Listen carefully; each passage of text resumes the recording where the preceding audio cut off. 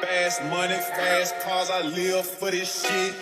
My young nigga and them, man, they gon' kill for this shit. Shaking my head off, you just too real for this shit. My first investment was a vacuum, then I got rich. Fast money, fast cars, I live for this shit. My young nigga and them, man, they gon' kill for this shit. Shaking my head off, you just too real for this shit. My first investment was a vacuum, then I got rich.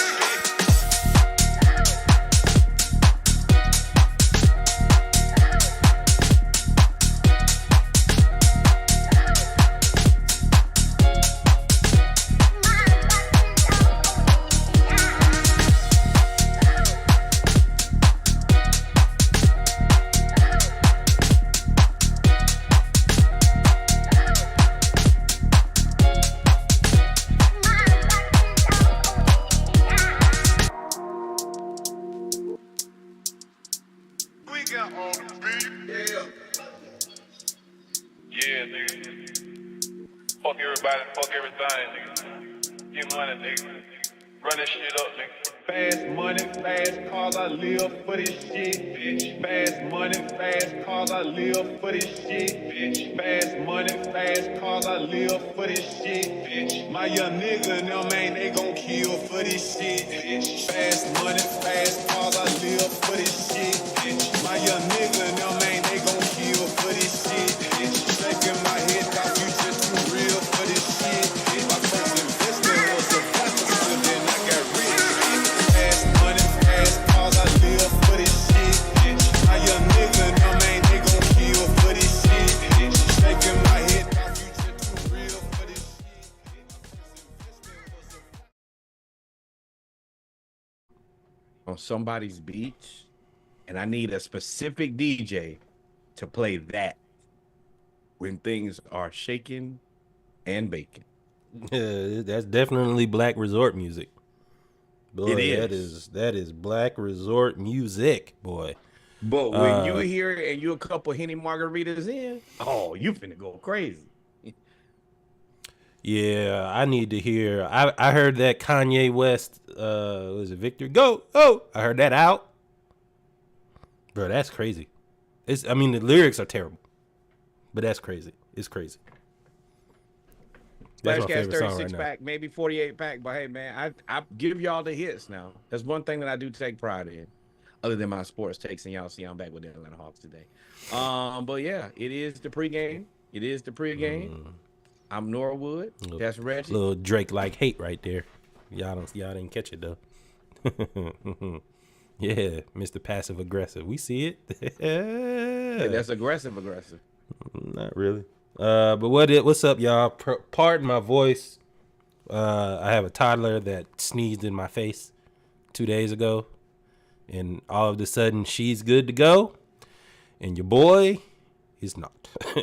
So I got a little bit of a cold, but we gonna power through. So welcome, ladies and gentlemen, to the pregame. We truly appreciate you turning up with us on a Monday. We got a few things we're gonna talk about, man. Riggedy raw. How you feeling today, man? I'm feeling fantastic and magical. I'm feeling happy, blessed, and highly favored. All of the above. I feel like the Lord's light is shining down on me, and my glass is halfway full because I'm already running through this first beer. But I don't feel cooked. So y'all know what it is when it comes to Monday Night Raw. We do the pregame, then we go into our HBCU news around the culture, followed by football and then basketball. We got to switch this up soon. So let's start out with the pregame, man. Why your boy A-Rod was out there looking like that? Out there looking cooked. He presents a situation or two at a time. For the people who can't see, and for the people who can't hear, and for the people who can't smell, because he probably like was on 400 broil. I don't even know what this is. Alex Rodriguez is a unique shade of brown. It looks almost like baseball glove brown. Bro, that looks like a bronze statue. It is. He is a Hall of Fame statue in real life. Um, yeah, he is bad. I mean, I don't want to say it's bad, but it surely looks crazy. Um, as soon as he went right to me, okay, it is what it is, bro. Alex Rodriguez looked crazy as hell. He looked like reverse Sammy Sosa. He looked like the cookies that you left in the oven too long. He looked like a piece of bacon in the air fryer. Um, he looked like a steak well done where you got to shake the table to eat it. All of the above, whatever it is, it looks crazy. And as soon as we saw it, it immediately went to the what in the hell is going on with Alex Rodriguez's face. Twitter, of course, is going to destroy you. But tell me what you think about this, Reggie. Everything is wrong in this picture. Sorry, I had to answer the phone. Everything is wrong with this picture. First off, do y'all see he got 2 earpieces in? Nobody saw that? We got the old school trucker. I'm gonna scroll down. We got the old school. We got the new school. I'm sorry, that ain't old. That's the new school trucker. Got the new school trucker, and then we got the.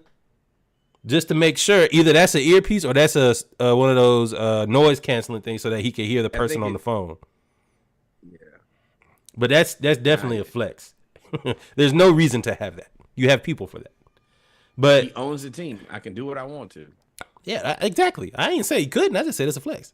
So first of all, that's wrong. Second of all, I mean, what did they say in the Splash Cast versus the World? This the re Sammy Sosa, the re Villalago. They said this the re Sammy. You know, Sammy went the opposite way. Sammy went bleached out. A-Rod went darker, bigger and blacker. Hey yo. Myself, man. Hey, that made me cough, dog. Hey yo. Oh yeah, I'm about to have some fun on this part. He got that towel and he got a little sniffle. Oh yeah. But A-Rod, man, it's funny. It doesn't help that he's next to a blonde-haired woman. Icelandish woman, Norwegian, straight from Iceland, straight from the Vikings. She looked like it. Contrast. Odin's daughter. Crazy. Oh my god. And he looked like the original Aborigine in that. You can't say Aborigine, man. He did give you he did set the record straight. He said he really he got really tan overnight. Basically, he was on the beach and he said he fell asleep on the beach while he went on a resort. And while people were trying to joke him about it, I was like, well, first off, he has enough money to go on vacation on any beach he wants to. And he can go to a beach that he feels so secure that I can fall asleep on the beach and ain't nobody gonna do nothing to me. So I can see how he got a little burnt. Yeah, I mean, he went from like light-skinned Dominican, Puerto Rican to now he could definitely well be Middle Eastern today. He looks spray on tannish, boy. I ain't never seen nobody get tan and look orange. That's the issue. And let's be real here, man. A-Rod, due to the history of you using PEDs, why don't you think that we think that you would use spray tan? That's what I thought. I was like, bruh, you know this. What's the lady that took the shots to try to get black? I'm like, bro. But he did say he made me double bump on the brew. I'm ready to drink the beer. I'm like, nah, I'm gonna spit that out. But hey, yo, but what have I said? Oh, we might not make it to the pod, y'all. This is topic 1 of the pregame. But for real, A-Rod did hit you. He kind of hit y'all with a little black history on the low though. He was like, I am Dominican now. That was like, yo, don't get it twisted. Just because I'm out here light, now I am. Dominican. When was the last time you was Dominican, Alex? Now let's be real. When he told her, I am Dominican now. Don't forget now. Yo, cut that off. Don't put her on the screen no more. Don't put them on the. All right, that's gonna mess around, be the cover right there while y'all playing. I had a whole different idea, but yeah, Alex Rodriguez is the burnt cookie. Is definitely in there. Next up, we like to talk about some good things here. Well, hold on. That pose of him talking to the girl, he looked like like Dominican Trump. That's always the pose they catch Trump in, like mid sentence, like that's how they always catch Trump, and that's how he looks. My new shoes are the best shoes you've ever seen before. The red, white, blue, and gold. A lot of raccoons out there talking about they gonna buy them shoes. Homelander 11s. A lot of raccoons out there buying them shoes, bro. Looking foolish. I said raccoons. Raccoons. I said raccoons. I didn't say the other word. Wait, you said you was gonna turn up this pie. I was, but every now and then you got to know when the ISO, bro. You got to know when it's, you know what, basketball. I'm not DeAndre Hunter. I pass the ball to my teammates. Hey man, in other news, the Braves kind of pissed me off a little bit. This why. The Braves, according to, have landed 9 players on the 2024 top 100 players list right now, led by, of course, number 1 ranking Ronald Golden Acuna. You also have Matt Olson at 13, Austin Riley at 15, Spencer Strider at 17, Sean Murphy at 47, Max Fried at 48, Mike Harris at 50. Was that 50? Yeah, 50. Ozzie Albies, who I think is criminally underrated, at 66. Way too low. And then, of course, he who shall not be named, 83. 83. I don't know. After last season, Marcel, I can have as many 9 lives Ozuna. At 83, that's his bro. Name. 9 lives. 9 lives. Do you know who I am? Yes, I know exactly who you are. Here's my ID to let you know that you can try to give me. You can try to give me a ticket. I don't care. But and my baseball card. I'll sign it if you need me to. What I am frustrated about this is Atlanta and the state of Georgia has history of teams that have all of everything. Except for maybe the Hawks, but specifically the Braves, the Falcons, and the Bulldogs.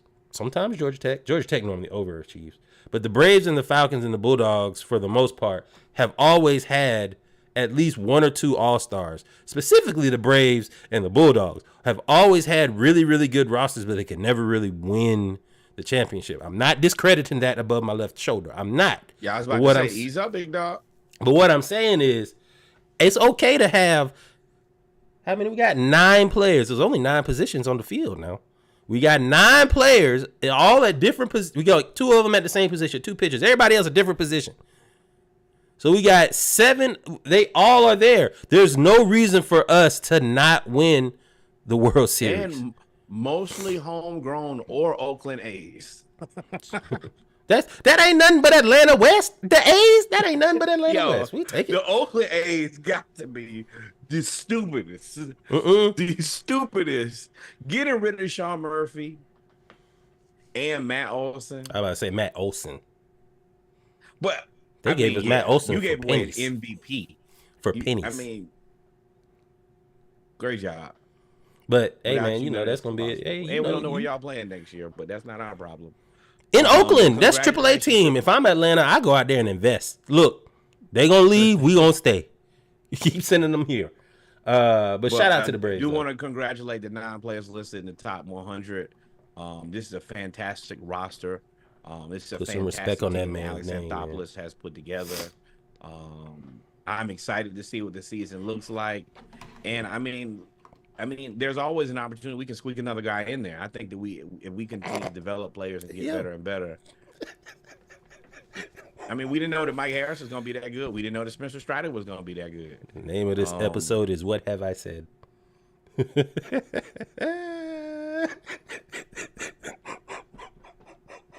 Okay, Shelly Ann Fraser Price. Hey, man, shout out to, is she the GOAT? So Jamaican sprinter Shelly Ann Fraser Price will retire after the 2024 Paris Olympics. She telling Essence that she owes it to her family. She's been running all her life, but she burst onto the scene in 2008. She became the first Caribbean woman to win gold in the women's 100 meters. She would go on to become the first to win individual medals in 4 consecutive Olympic games in the 100 meters. And she got something that we talk about it all the time, but I still don't think it's appreciated. She had a kid, got married, did all of those things, and still was dominant until last year. Till Sha'Carri showed up. Till Sha'Carri showed up again. Because she showed up and got beat. And she showed up again. Right. Ooh, that's a double entendre. But see what I did there? I can't stop it. But shout out to Shelly Ann Frazier, man. Job well done. Congratulations. The Jamaican track team will never be the same. You're an icon. All of those things. Congratulations. I will say, I'm not gonna say they won't ever be the same. In terms of, I mean, you'll never. One of a kind. She is one of a kind. Do you think she's the greatest female sprinter of all time? I don't know, man. Flojo was definitely something my else. favorite. Flojo was something else, and man. then the whole Marion Jones. Yeah, I mean, maybe she's in that conversation. We don't even talk about Marion Jones no more, dog. No, not after the roids. And it's crazy that she used to work out at Hampton. I used to get up and have an 8:00 basketball class, and I would see her and her husband like getting it in. Pause if needed. What have I said? Yeah, she was Come out on, there. man. She was out there. Football She was out nights. there. You're She was not out there really benching like 315 though. When Marion Jones out there benching 315, I was like, bro, and you run a 10, a 9, a 10, whatever, 100. Yeah, look like Cam Newton to me. Ooh, we gonna get to it. The Mad Hatter. Bad slammer. Hey man, people don't have analyzation skills. Yeah, y'all gotta figure that out. Hey man, look, if y'all ever want to take a chance, this is the last one before we get to the real, before we get to the HBCU news around the culture and everything. Monday Night Raw. This is the pregame. Last of the pregame. If y'all ever want to just take time to get your vice of choice, whatever that is, drinking, it could be chips, it could be pies, it could be whatever, herbs, it could be cooking, whatever you do, get you a little bit of your vice, a little glass of wine maybe. And if you're ever in a bad mood or you need something to laugh, to make you laugh, go watch Football on Ice. It is exactly as confusing and as funny as it sounds. Before I even press play on the clip for those that are watching, you can see that it looks all messed up. This looks like grown man foosball. This looks like real life foosball out here. Look at this. Look at this video, dog. Ooh, look, and he running too. Chop, cut, kill him. But why are you running instead of skating? Because they not hockey players. They football players. Or I don't even know if they players. These are people that like to play football. Now, the thing that I think is, and it is just Black History Month. Hey, man, if y'all let us get a little bit of time on this ice, well, y'all gonna be mad. Y'all gonna be mad. We take hockey back too now. Y'all gonna be mad. We coming. Hey, man, tear this up now. Hey, gonna be crazy. Reclaiming my time. Isn't that what Beyonce said? She over there in country music. Odell doing this. Bruh, just moving. Bruh, no, I can't. No, you know why I can't? Because I can't imagine 6'6", 250-pound Cam Newton going 70 miles an hour or 50 miles or 30 miles an hour fast. And cause no, you gonna have to make the ice 200 yards. Option on ice is gonna be crazy too. Ain't no, but man, if I'm the defense, I'm playing Canadian football rules. I'm setting up all the way at the end zone, and I'm taking Aaron Donald, and you just skate as fast as you can. And if they don't move and they call offside, somebody gonna get hurt. Yeah, somebody gonna get hurt. Either you gonna hike the ball and move out the way, or you gonna I take 5 yards all the way down the ice. Aaron Donald be to lay your whole team out. Keep going. This sport lasts all of 3 weeks before somebody is dead. Okay, this is definitely in Germany, is what they said. So I wouldn't do it. Find something to do. Yeah, and you ain't gonna have to worry about too many of us going to Germany to play.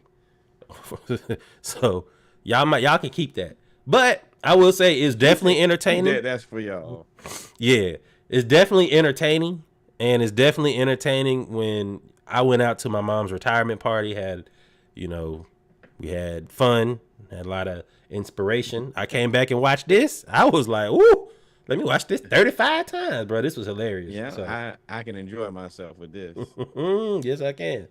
thoroughly. But, ladies and gentlemen, we have come to the end of the pregame. Thoroughly. I am going to go and blow my nose, and then we are going to come back with HBCU news around the culture, football news around the league, basketball news around the league, also known as Monday Night Raw, episode 140. Now, this would be a great time if you like to drink to go ahead and put your glass in the freezer. And then we're going to HBCU it soberly. And then we're going to come back and do some drinking for basketball and football for those who want to partake. And don't get mad at me for my take about the HBCU Legacy Bowl, but I got to address some things. So we'll be right back. I hope it ain't, who was that at the All-Star game? I hope it ain't Jennifer Hudson at the All-Star game. Did we? Oh, we talked about that, right? We did. Boy, that's still bad.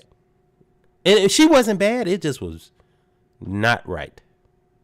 But we'll get there. Y'all, ladies and gentlemen, we right. Remember, like, follow, subscribe. We'll be back in 30 seconds. Well, 2 minutes because I got to go blow my nose. We'll be back. Peace. Shut up, Nora.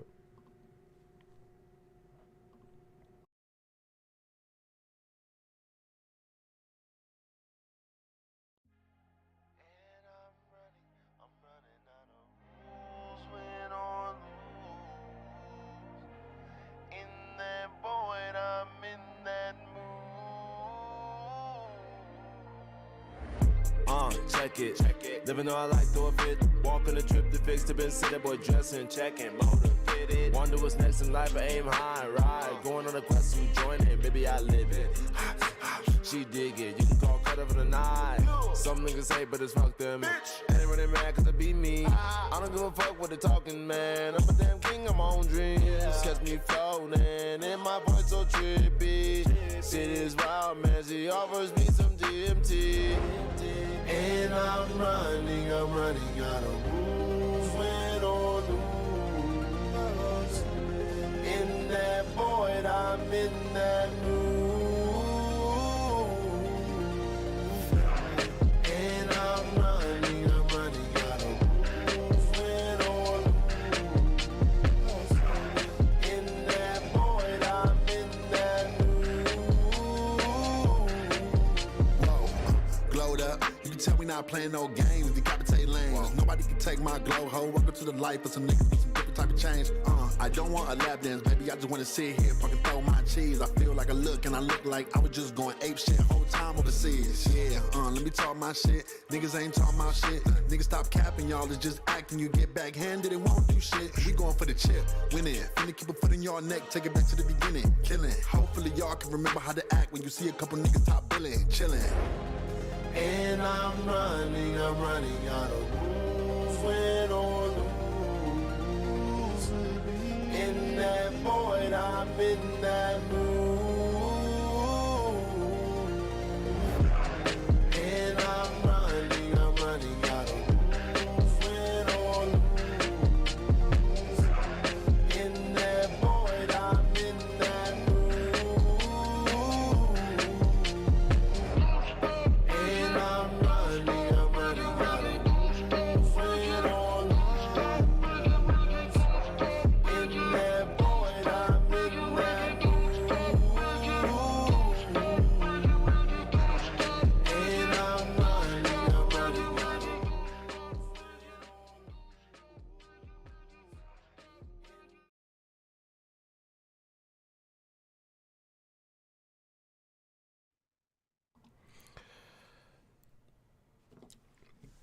Welcome, ladies and gentlemen, to episode 140 of the Splashcast Monday Night Raw. I'm your co-host, Reggie. I'm your co-host, Norwood. Our powers combined. We are your HBCU homeboys. Thank you for taking the time out to kick it with me and Reggie on this beloved Monday. Let's get into it, my friend. Let's get into it, man. So you know what it is when it comes to Monday Night Raw. We talk about our HBCU news around the culture, followed by either basketball or football. We got a few things we're going to talk about today. Let's start out with HBCU news around the culture. We always try to report on things that may not come across your timeline or historical movements that we are seeing amongst HBCUs in the sports arena. One thing that we've seen is HBCUs gravitating towards sports that we're not historically known as a culture to be in. For example, hockey. So Xavier Abel is the first player to commit to Tennessee State University's men's hockey team, the first HBCU to introduce collegiate ice hockey. In the past, we've talked about lacrosse, we've talked about rugby, we've talked about swimming, we've talked about gymnastics. We are now adding hockey. Wilberforce too. Shout out to Wilberforce. We're now adding hockey to the arsenal. So shout out to Tennessee State and Xavier Abel. And apparently he's pretty good. Yeah, I'm so excited that we are adding these things to the lexicon, giving us another opportunity to compete. And I think that's really what it is. Oh, don't forget Hampton Lacrosse. Let's please not forget that. We'd be remiss if we I said that first. But just across the board, as we continue to add these sports that have value adds, and on top of that, it gives us another place to grow and be better. So yeah, I'm super excited about this with Xavier Abel. He said that he specifically wanted to be a founding member, starting member of the hockey team for an HBCU. That was the reason he had a good season last year, but for him, this was more important to be a pioneer in the HBCU space. So yeah, congratulations to him. Thank you for undertaking this. And he ain't no scrub either. He got his start out as the YMCA at the YMCA as playing floor hockey, and he was so good. It was like, hey, you ever thought about playing ice hockey? Real hockey. And he became good enough to play in Canada's Greater Toronto Hockey League, which to me sounds like I don't know about that league because I'm not a big hockey fan, but when somebody sends you abroad to play in high school, that means you're really, really good. And Canada is Hockey Central. So he's really, really good about it. So shout out to Abel, man. I would love to attend one of their games. I think it's going to open up other avenues for other HBCUs, especially because more HBCUs are in the South. You're not going to have a lot of hockey because it takes a little bit more to maintain the rinks and all of that stuff. But shout out to them. I feel conflicted about that because, in all the cities that I've ever lived, and I've only lived in the South, there have been available hockey rinks for you to play. Augusta has always had an ice rink. Houston, I live in the Galleria. It's one right there. There is an ice rink available. Atlanta, same thing. Atlanta, them things ain't permanent. They do got one. Huh? They got one in Sandy Springs. It's the only one I know about. Yeah. But it's a little different though because I agree with you, but it's more. None of those are arenas. None of those are like the one in Sandy Springs is about figure skating and it holds 200 people, if that. Like it's not a sports complex where you have to. Like you do have to have a venue. But hell, make it a multi-use. We a multi-use. Time and construction. You can do all of that. Atlanta love a multi-use. If they can throw some apartments and a pizza parlor right down there, and then as long as there's a Target and a stone's throw, you there. So shout out to Xavier Abel and Tennessee State. And while we talking about ice, Howard University figure skating teams is going to make history this year as this weekend. Last weekend they made history and they debuted at the University of Delaware. Howard was scheduled to compete in there for the first time. They were founded by Maya James, Cheyenne Walker, two Howard students who have been involved in the sport since they were children. So shout out to Howard, man. I think we talked about this before when they formed the group, but they actually made their debut last weekend. Congratulations. Yeah, the start is the forming of the group, the execution, bringing it actually to fruition. Congratulations to Howard. As Hamptonians, we don't, we like to shoot at them as much as we can, but when you're doing good work, you're doing good work. This is excellent. We'll continue to support just like we do the swimming team. And Hampton, you're on the clock.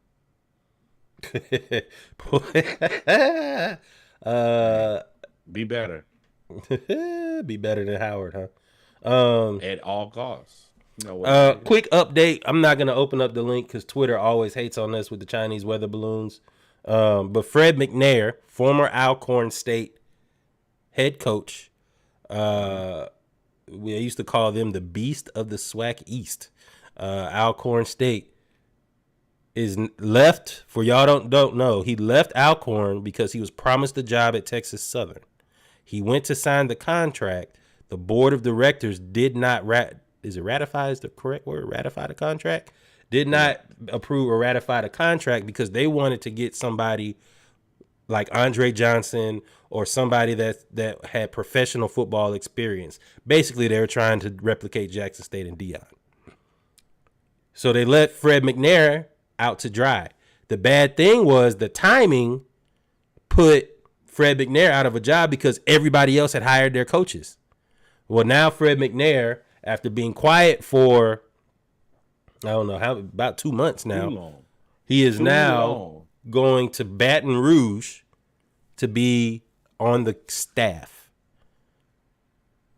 I'm excited about this, but I'm also want to know I would like to know the parameters of this, because Southern's coach is a first-time head coach that they signed. He was an interim head coach for Southern and an interim head coach for Grambling the year before.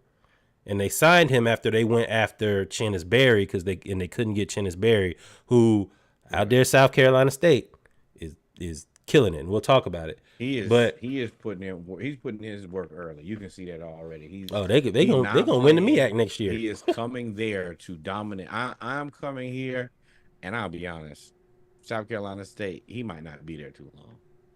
I think he's going there to keep on moving up. Yeah, he might not be, but I think it's interesting for Fred McNair. What I was saying with Fred McNair, because he's too good of a coach to just stay on staff. And to me, like I said, I'd be interested to know how he feels, because if this doesn't work out for Southern's coach, then it's like the leash just got shorter. So we'll see how it plays out. That's where it is tricky. It's a twofold situation. You do have this guy who is he knows a lot about HBCU football. He can be a massive resource for you. His ability to recruit and talk to players and talk to coaches, and his reach has got to be amazing. But you're right. If this doesn't go swimmingly for the new guy, then it's going to be a lot of pressure that, hey, man, that guy, like, this guy is available and he's already on the staff. It would be very easy to transition away from me and right into this guy if it doesn't work well. Yeah, don't get Adrian Griffin now. Don't go out there and get Adrian Griffin shut in. Yeah. But I don't think that he's going to be Doc Rivers. I think that he'll win games. That was a shot. Yeah, but yeah, the pressure is on, but the pressure was gonna be there anyway with Southern, due to the fact of the way the Jackson State's playing, FAMU's playing, and the culture of Louisiana. Louisiana don't like no losers. They will fire you. And with Grambling and that recruiting class they have, you got to come out and do your job. Him being there doesn't really affect you either way. You need to do your job to stick around any way you cut it. Yeah, but he's definitely there for recruiting purposes because he's always had one of the better transfer classes. So it'll look good, man. It'll look good. So shout out to Southern, man. We keep your eyes on you. This was a big weekend for HBCU football. You had the Legacy Bowl. You also had the HBCU Combine. The Combine, which happened before the Legacy, but was basically in the week that led up to the Combine. Standout from the Combine was Alabama A&M wide receiver Terrell Gardner. Not only did he do really, really well in the receiver drills, he also ran a sub 4.40. So for him to do that at the HBCU Combine, that also allows you to get seen to get invited to the actual NFL Combine. And did y'all see these catches? All hands on all catches, all bad throws. One spin him in the opposite direction, and all of this kept his footing unscathed, unbothered. This is a football player here, people. Watch closely. He is fast. He can clearly catch the ball and doesn't get affected by bad throws. Let me tell y'all something though. The Looks loser like a Kansas of City Chief to me. the loser of this video is the quarterbacks. Who was throwing him? I mean, unless it was intentional. Now, what he should have done is he should have went right off. He could have circled right back around, took his gloves off, and slapped every person who threw him the ball. Or thank them. Either way. What are you doing, bro? I'm only here trying to make a way to feed my family for generations, and here you are doing your best to make me look terrible. That's fine. No, I'm a real good football player. You lucky I'm a good football player. Yeah. But the HBCUs, man, we keep talking about this because I keep referencing it that Clark Atlanta's new head coach said that D2 is now the new D1. And everybody laughed, and we keep showing up these clips, and you keep seeing these recruiting classes, and you keep seeing these athletes that are impressing. And now you're starting to see coaching staffs that are impressive. What you about to say? Wait. Don't forget about McDuffie, 2-time Super Bowl champion from Fayetteville State. Like, oh, yeah, out there. It's there now. Hey, Falcons. I think because he's a 5th-round pick. I only think he had a 3-year contract. I think they got to re-sign something. Hey, Falcons. I'm going to put that out there, but we'll be back. We'll keep it going. So, HBCU legacy now. I told y'all they had the Legacy Bowl right after the Combine. Before the bowl came out, it was announced that Chennis Berry and South Carolina State's head coaching staff are making headlines as they were chosen to be selected to be the coach, one of the coaching staffs in the HBCU Legacy Bowl. Head coach Chennis Berry, defensive coordinator Coach Williams, Coach Howard, Coach Lopper, Coach Odafer, and Coach Stiles, a part of his staff. Now, we talked about Berry before, and we told y'all that he's making waves at South Carolina State. One thing we talked about with the MEAC and MEAC schools is that their social media has to have an uptick in order to compete with the bigger schools for exposure. First thing we noticed when he got there was that their social media kicked up immediately. It's like he brought his whole team down 95. They spent that Dion money on that HBCU social media. It's different. Yeah, Falcons got $40 million. You're right. We'll get there. But yeah, so shout out to South Carolina State. I think that this is a direct result of two things: his ability to coach and have success, as well as South Carolina State's social media showing the work that they're putting in from day one. So shout out to them, man. So you had the coaching staff. I'm sorry, I didn't step on you, did I? No. Everything you said, I'm in 100% agreement. So the presentation looks better. Chennis has not wasted any time. You remember he named his coaching staff very early in the season.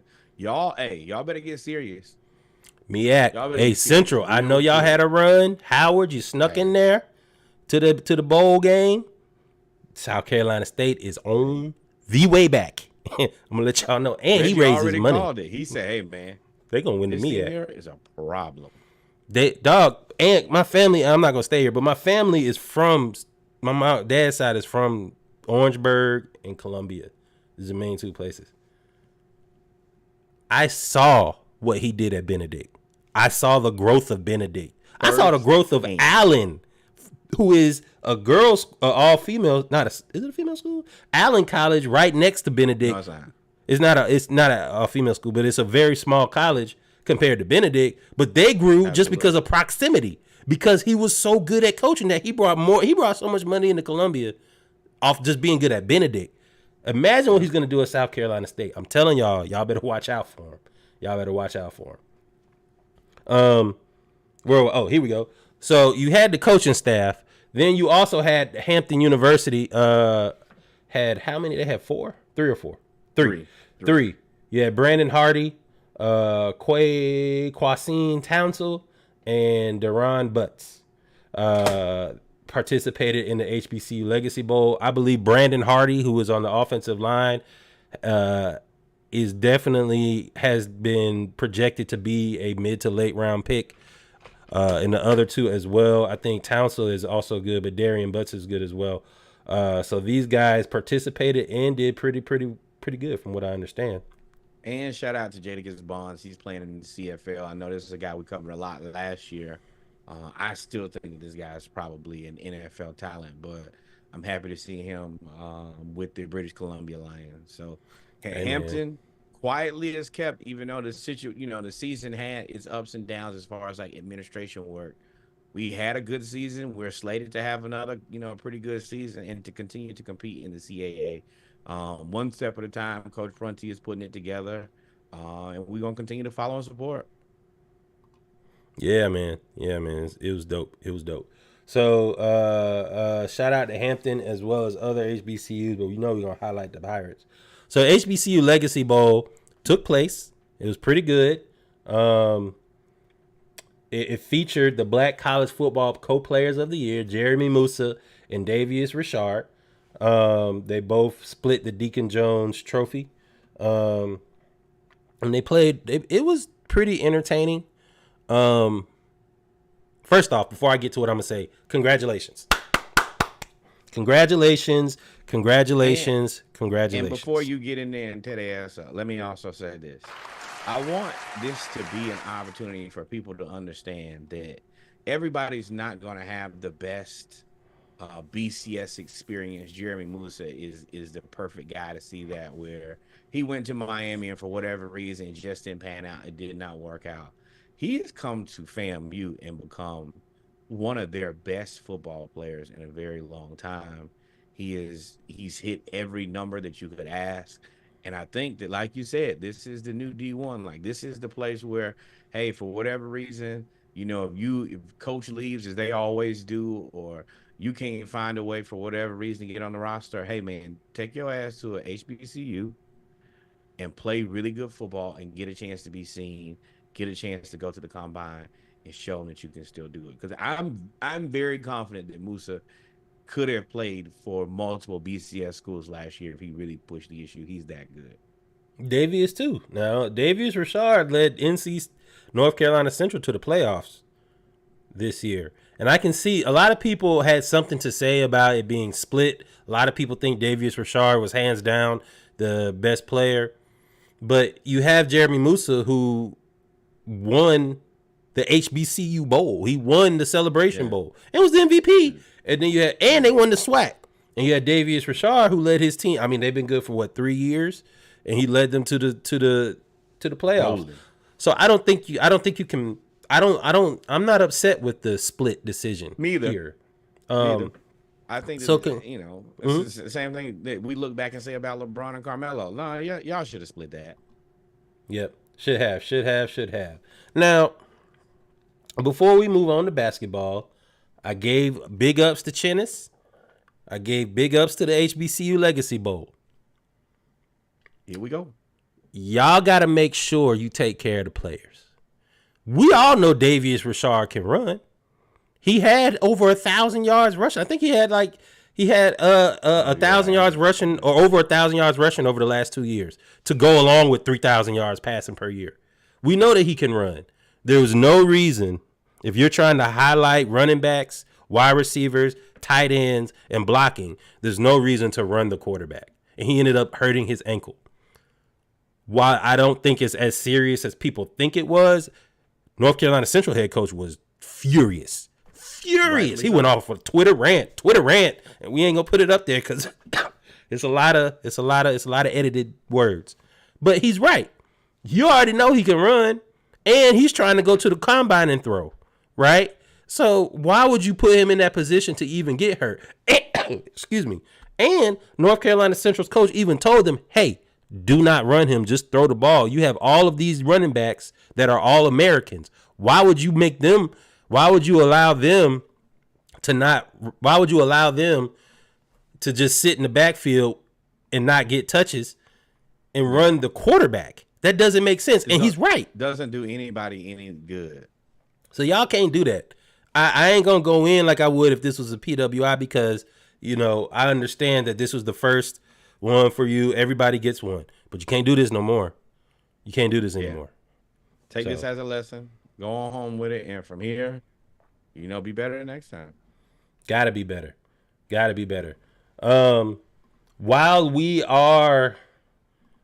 gonna transition to basketball. So while we get these pages loaded up, CIAA and the MEAC tournaments and SWAC too, they all start pretty soon. I didn't know the MEAC tournament was in Norfolk. Correct. I guess that's good. I guess that's a good spot, especially since you lost all those teams.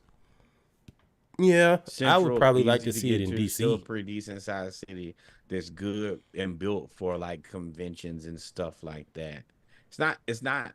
I mean, there are other cities you could always pick like DC, Baltimore, but Norfolk's not in the 7 cities in the whole scheme of things. Isn't terrible. And when you're trying to build, sometimes you need to think economically first. So, but shout out. And to you them. can have a good time in Norfolk. Yeah. No shade. Like, no shade. I did have fun when I was there. I had fun. CIAA, so you're going to start seeing a lot of superlatives come out. A lot of player of the year, coach of the year, et cetera, from the MEAC, SWAC, SIAC, and CIAA. And as we come across them, as we see them, we will tell you about them. CIAA, again, kudos to CIAA, because we have given them kudos about their social media posting and exposure all year. They were the first to release their players of the year. When it comes to basketball, women's rookie of the year was Nell Reeves from Livingstone. So shout out to her. You had Kevin Corley. I forgot where he went to school. I'm trying to think. CIAA. I know what it is. Bowie State. Shout out to Kevin Corley. Rookie of the year. You had Anaya Bryant from the Broncos. That's Fayetteville State. She was CIAA Player of the Year. And then you also had Jalen Austin from Winston-Salem State. He was CIA Men's Player of the Year. So shout out to all of these. Man, how you feel about that? Congratulations. I'm excited about it. It's good to see a lot of different schools here represented instead of like one school running away with it. Parity. Yeah. A lot of parity. What this tells me, good basketball. When you have all of these awards going to different teams, good basketball, and that CIAA tournament is going to be lit this year, bruh, and I'm going to watch it. Hey, all y'all HBCU broadcasts, make sure y'all broadcast CIAA. We going to watch it because I'm going to talk about it. So shout out to all of them from the CIAA. The SIAC is on the way. The CIAA tournament starts this week, if I'm not mistaken. Yes, it does. So shout out to CIAA. It's getting into March Madness. It is fun to be a fan of March Madness and not really know anything that's going on because everything is going to be a surprise for me.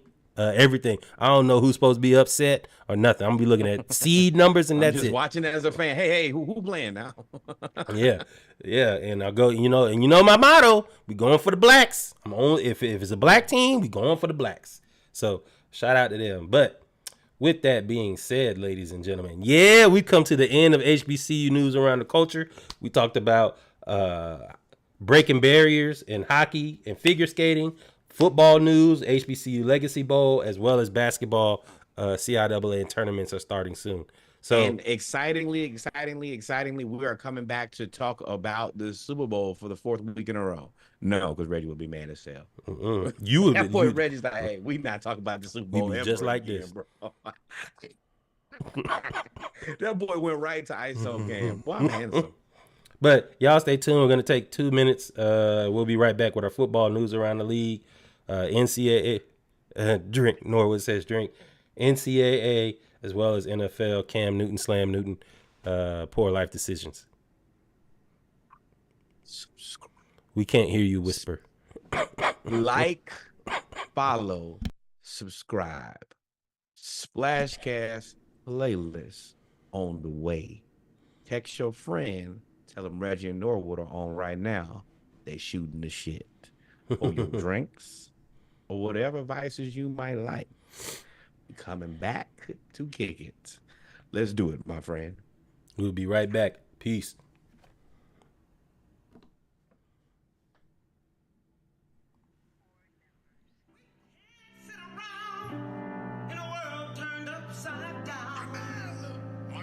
But stand united. Let's break our chains. But stand united. But stand united. But stand. Stand up united, who invited us, united us. Let's light it up, united up. Stand up united, who invited us, united us. And divided us and hyped us up. Midas touch, I want the smoke, yeah, for all that type of bluff. The real talk, fuck your song, all that hype is up. Real talk, they ain't inciting us. Stand united. Stand united, voters a block. Stand up. Hold on the block. Stand up. Came from the block, Stand up. broke up the rock, then bought the block. Doing the walk. Doing the ditty, Watch how it rock. still run the city. Stand united, waiting to tell me how I feel like Losing Billy in real life, been thinking about it all day. we'll wait until night. Ballin' like Phil Mike. I don't need the money, need the morals like K-Dot. My circle's so small, it became a dot. Coke boy revelation. If you only work on sunny days, you never reach your destination. I done been in the game 20 years and that's on Donda. I done been in the game 15 years, please remind them. Got my flowers in the rose, it felt better in the Honda. Another 10, ducking 12, pumping 12, dodging beef. It was Nothing to respond to. They done cancel concerts. they done cancel concerts. Fighting for the truth, had them canceling the sponsors. Talking all that money, what you think happened to Johnson? They dealing with the monsters. Dealing with the monster. They telling the G.I. You say, all the time coming shooting their lungs. Oh no, pay my debt, tell me what it's called. Stand up. Stand united. When good is bad, happy is sad. Great is wicked and smart is stupid and black is ugly and love is murky and who we are is what we have. Treat we like children, unless a God. So long as we're divided along racial lines and police crimes and brutal times and let's talk the truth. Oh yeah, to all of the youths, yeah. Let's talk the truth, yeah. They're telling the G.I. You say, all the time coming shooting their lungs. Oh no, pay my debt, tell me what it's called.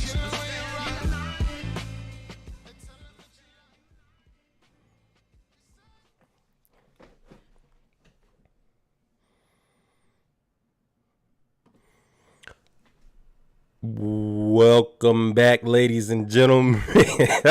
Welcome back, ladies and gentlemen, to episode 140 of the Splashcast Monday Night Raw. We're going to get into our football news around the league as Norwood is getting a little bit of inspiration over there because we got some funny things to talk about here.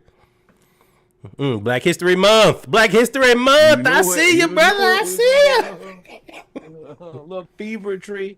This is this is a fancy black cocktail to say the least. It's Uncle Nearest, little fever tree ginger beer. We're gonna enjoy the rest of Black History Month appropriately. In the words of my boy, drink responsibility. Drink responsibility. Who is that? Key Sweat. Yes, it was. Yes, it was. Yes, it was. Drink responsibility. But y'all know this. We talk about football, man. We don't have a lot to talk about here. NCAA football is back. 25. You know, it went away for years because they weren't paying the athletes. Now we not there yet. And I know to you it's a little different. Me as a gamer, and not only as a gamer, this is probably my favorite game of all time, right there next to like Mario 3 level, so like elite level gaming here. I'm not gonna say it's back until I physically see it with my own eyes, until I have it in my hands. I want to believe that it's back, but it means so much to me that we just gonna keep speaking into existence. It's gonna materialize. It's gonna show up. But there's also a little part of me that just doesn't trust that this happens. You know, I wouldn't sure trust it. When I saw that news that they paying these athletes $600, I was like, ooh. Yeah, but look how Now, many people you have to pay. That this is the biggest collective in NCAA history. for now, I mean, it's $6 million, but and everybody, you do the way they're getting around it. You do have to opt in, and they're basically banking on the nostalgic purposes. And I do think for now it's gonna work. But let me tell you something. When they set that record for sales in the first week and they release them numbers, that little 600, they're going to be increased the next go year. to 1,000. Yeah, but you got to make the money first. This is a business entity that hasn't existed in over a decade. You mean But the I game? think you're right. When I say EA Sports been or whoever, it's either No, EA or college the other football, one. like each one of these is, you know how games are. Like, yeah, you can work for the overarching company, but your system and your game has to show positive revenue. I do think it'll probably be $1,000 next year. Hopefully, I think that should be easy money. The thing that I'm more scared about is you're gonna have so many people who are gonna go out and buy probably 2 of these games. That the next season, I don't know if it's sustainable for it to be like this first one. Yeah. Now this is you can't really, because games now, you don't really get a lot of hard copies of games though. Oh, this one you will. Nostalgic purposes. This one is the one that everybody who's like, I follow the Bring Back NCAA Instagram pages. There is a cult following of people who still have the old game and just have been playing that. So it's a little bit different. This is the one, man. When this comes back out, Madden, you better watch your shit. Oh, Madden wouldn't be. Listen, if Madden is smart, the best NFL Madden experience I had was when you could take your dynasty from the NCAA and import the roster to the NFL and put. Well, let me tell you something. Now that's when I stopped playing, and I don't mean stop playing the game. I stopped playing games. I was simulating. I was full GM. I was everything, dog. I had the equivalent of Bishop Sycamore and an expansion team in Puerto Rico out there destroying everybody. I didn't ran him with Hampton. Whoever everybody, is, every I can HBCU recruit and win. Mm-hmm. Now, something that now that you kind of brought up the conversation is really weird to me is there's not even a conversation for a basketball game.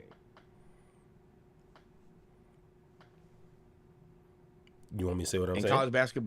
College basketball, you should be riding the coattails of women's college basketball. Name 5 college basketball men's athletes right now. Name 5. That is the reason that you should be trying to get on NBA 2K right now. Hey, this is the best way for a lot of people to see who's good on my team. That's the thing about playing playing any video game for a long time. You kind of secretly find out the players who are really good that a lot of people don't know about. Well, the thing about it with football is they have to be there for 3 years. Basketball, they got to be there for 6 months. That's it. Yeah, but I mean, right now, college basketball has some brand identity. You can't really, it's very tough for you to identify who's the next guy. Like, the video game going to allow you to do that? That ain't going to matter. It's not like a Zion year. It's not like a Apollo year. It's also a down year because they're going to have Cooper Flag next year. It's a down year, so they're going to have Cooper Flag next year. But what I'm saying is, if you're the number one guy right now, the best thing that you can do, like, if you're the number one guy right now, you should be praying that, hey, because they got to put somebody on the front of the game. Who would it be this year? For basketball? Juju Watkins. Angel Reese. Well, that's where I was going with it. I think that they should come out with if I were the NCAA, I would probably separate it. I would separate it to women's and men's. For basketball, no, you do it like the NBA 2K does, where you get both. Then I think then the women would then the men's basketball game becomes a weight. You're weighing down the women. I wouldn't. I mean, I would. What I'm saying is, like, if I'm the number one basketball player this year, I would love to be on the cover because that's gonna be some of the best publicity you got. Who's the number one prospect? Who is the number one prospect in NCAA basketball right now? the fact that you and I, who are sports podcasters now, you like college basketball more than me. I detest men's college basketball as a whole. I think that it's embarrassing that they put out that product, and I think that everybody should play like a girl. But I do think that the best thing that they could do is find a way to get into the gaming industry and find a way, because that college basketball game used to be good back in the day. I think that I don't think that college basketball will do the right thing because they just historically don't. But I think that this is a big space for and room for opportunity. But let's not waste any more time talking about that thing that we don't care about, which is men's college basketball. But I'll drink yeah, to that. so shout out to college football coming back, and that $600. You know, y'all better figure it out. Y'all better figure it out. But hey, man, brand deals. I am excited that they're putting in so many. They have different commentators. They have different play. They have over like 100 playbooks. They're doing what we want. David Pollack, like all of the people who we want are back. We're going to hear their voices. It's 128 schools. They're going to do. My point is that they put. I'm excited. Yeah, my point is they put their time. You could tell that this wasn't rushed. Like yeah. I thought, and it probably was true that they couldn't get the NIL numbers done the first time because this was come out a while ago. But the more that we see the detail that's being released in this, I just think that they kept adding and adding and adding to the point where this is going to be a very robust game. It's going to be great, man. I'm excited. I probably will play. And I doubt you. Well, I ain't gonna say I doubt. Some of these games ain't for PC players. Like shoot 'em up games, you can play on PC. Yeah. Basketball, football games, it's difficult to play on PC. But we'll see, man. We shall see. So let's move on to football. UMass taking the opportunity to move all sports to the MAC. The start of the 2025-2026 season. Marcus can't be coming back. Might be. Come back as Massachusetts. That's all we care about. Well, we don't, but we also don't know what the MAC is going to look like in 2025, 2026. That you got a whole year of fallout that's about to happen after this SEC Big Ten action. We call that reorganization around here. Yeah. So, but I do like that UMass is going to take the opportunity to move to another conference. They're going to be able to play on TV more. It is what it is. Coaching moves. Sad day for the University of Georgia.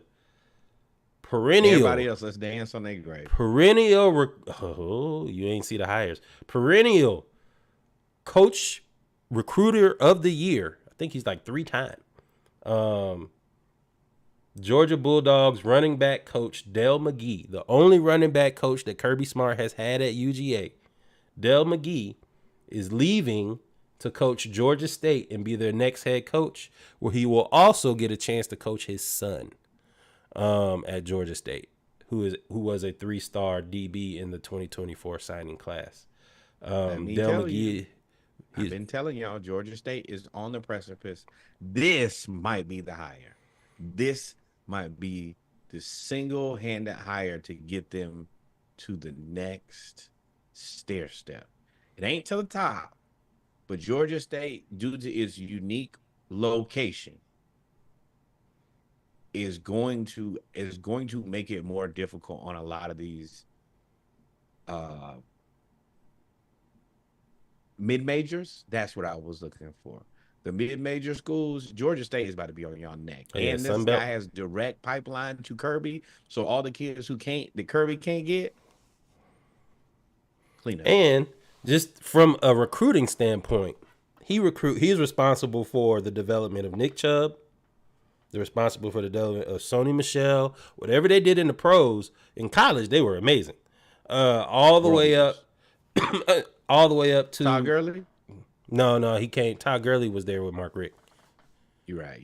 But all the way up, y'all some dogs now. He done had all of them, and he's been Justin Fields. He's the reason that they recruited Justin Fields and got him. Now you mismanaging when you got there. That's not on me, or if I'm him, I got him here. So they did hire Dell McGee, and of course, we always applaud a black coach getting an opportunity. He's been at the top of his Absolutely. position for a while. So A shout black out. coach in Atlanta and Georgia State. Like, it's just so many kids like growing up who are in the Atlanta or the Georgia area who, for whatever reason, just not gonna get to Georgia, not gonna get to South Carolina, not gonna get to Tennessee, who are still really good football players. If you could just take those guys, I'm a firm. We all know at least 2 or 3 guys who could, had Georgia State had a legitimate football team during our era, would have probably gone to Georgia State instead of staying at home and working at a tire shop. Let's be real here. So they're gonna be good, man. I'm interested to see his staff that he puts together. But I am happy for Dell McGee, man. So applause to that man. He deserves it. He deserves it. He deserves it. So And I mean, this is hopefully, these HBCUs in that area, they can scrimmage. Hopefully that they can put each other on the roster, all of those things. Like, I think that it could be positive for all parties involved. I do challenge Dell to work with, like you said, the HBCUs there. At this point, outside of Georgia Tech, you got none but black coaches in Atlanta. There's in Georgia Tech. So, again, shout out to Dell McGee. Another coach, i.e. Steve Sarkisian, got a new contract this offseason after making it all the way to the college football playoff. And his contract parameters were released. 2 cars, a private jet. I don't know if that's a private jet for him or if it's access to the private jet. Either way. It's close enough. Whatever it is, when I need it, I can go. And I'm pretty sure Texas has more than one. They're not one. putting it in his name. Yeah, but I'm sure they have more than one too. He has access to the UT private jet. Then you have, he has whatever amount of game tickets he needs, country club membership, and then an escalating contract of $100,000 raise from $10.3 million up, all the way up to $11 million in the year 2030, while entering the SEC. And normally I'm real critical of Sark, but look, it's Black History Month, and he supports Black history. So shout out to Sark, man. And look, at the end of the day, we ain't no haters. Get your money, dog. I would have threw in 2 private jets if I could. Go ahead. Congratulations. Yeah, and shout out to your motherfucking agent for doing the needful. You came back with what I wanted, my money and the amenities. Cars, jets, tickets, country club, money, donations. Ooh, I'm getting it. Hey, man. That will be added to the GIF folder. Donations. Yeah. Donations. I'll tell you right now. Bag was secured. Congratulations. Now, what comes with this? Nothing. Well, nothing, because Alabama, the fact that Alabama and Nick Saban is gone, the West is kind of open for the taking. The East, that's kind of sold up for a couple years. The West, but it's gonna be some fighting and tussling over there in that West, boy. Because I mean, you know that Alabama has this expectation. They still don't give a shit about nothing but a piss about nothing but the Tide.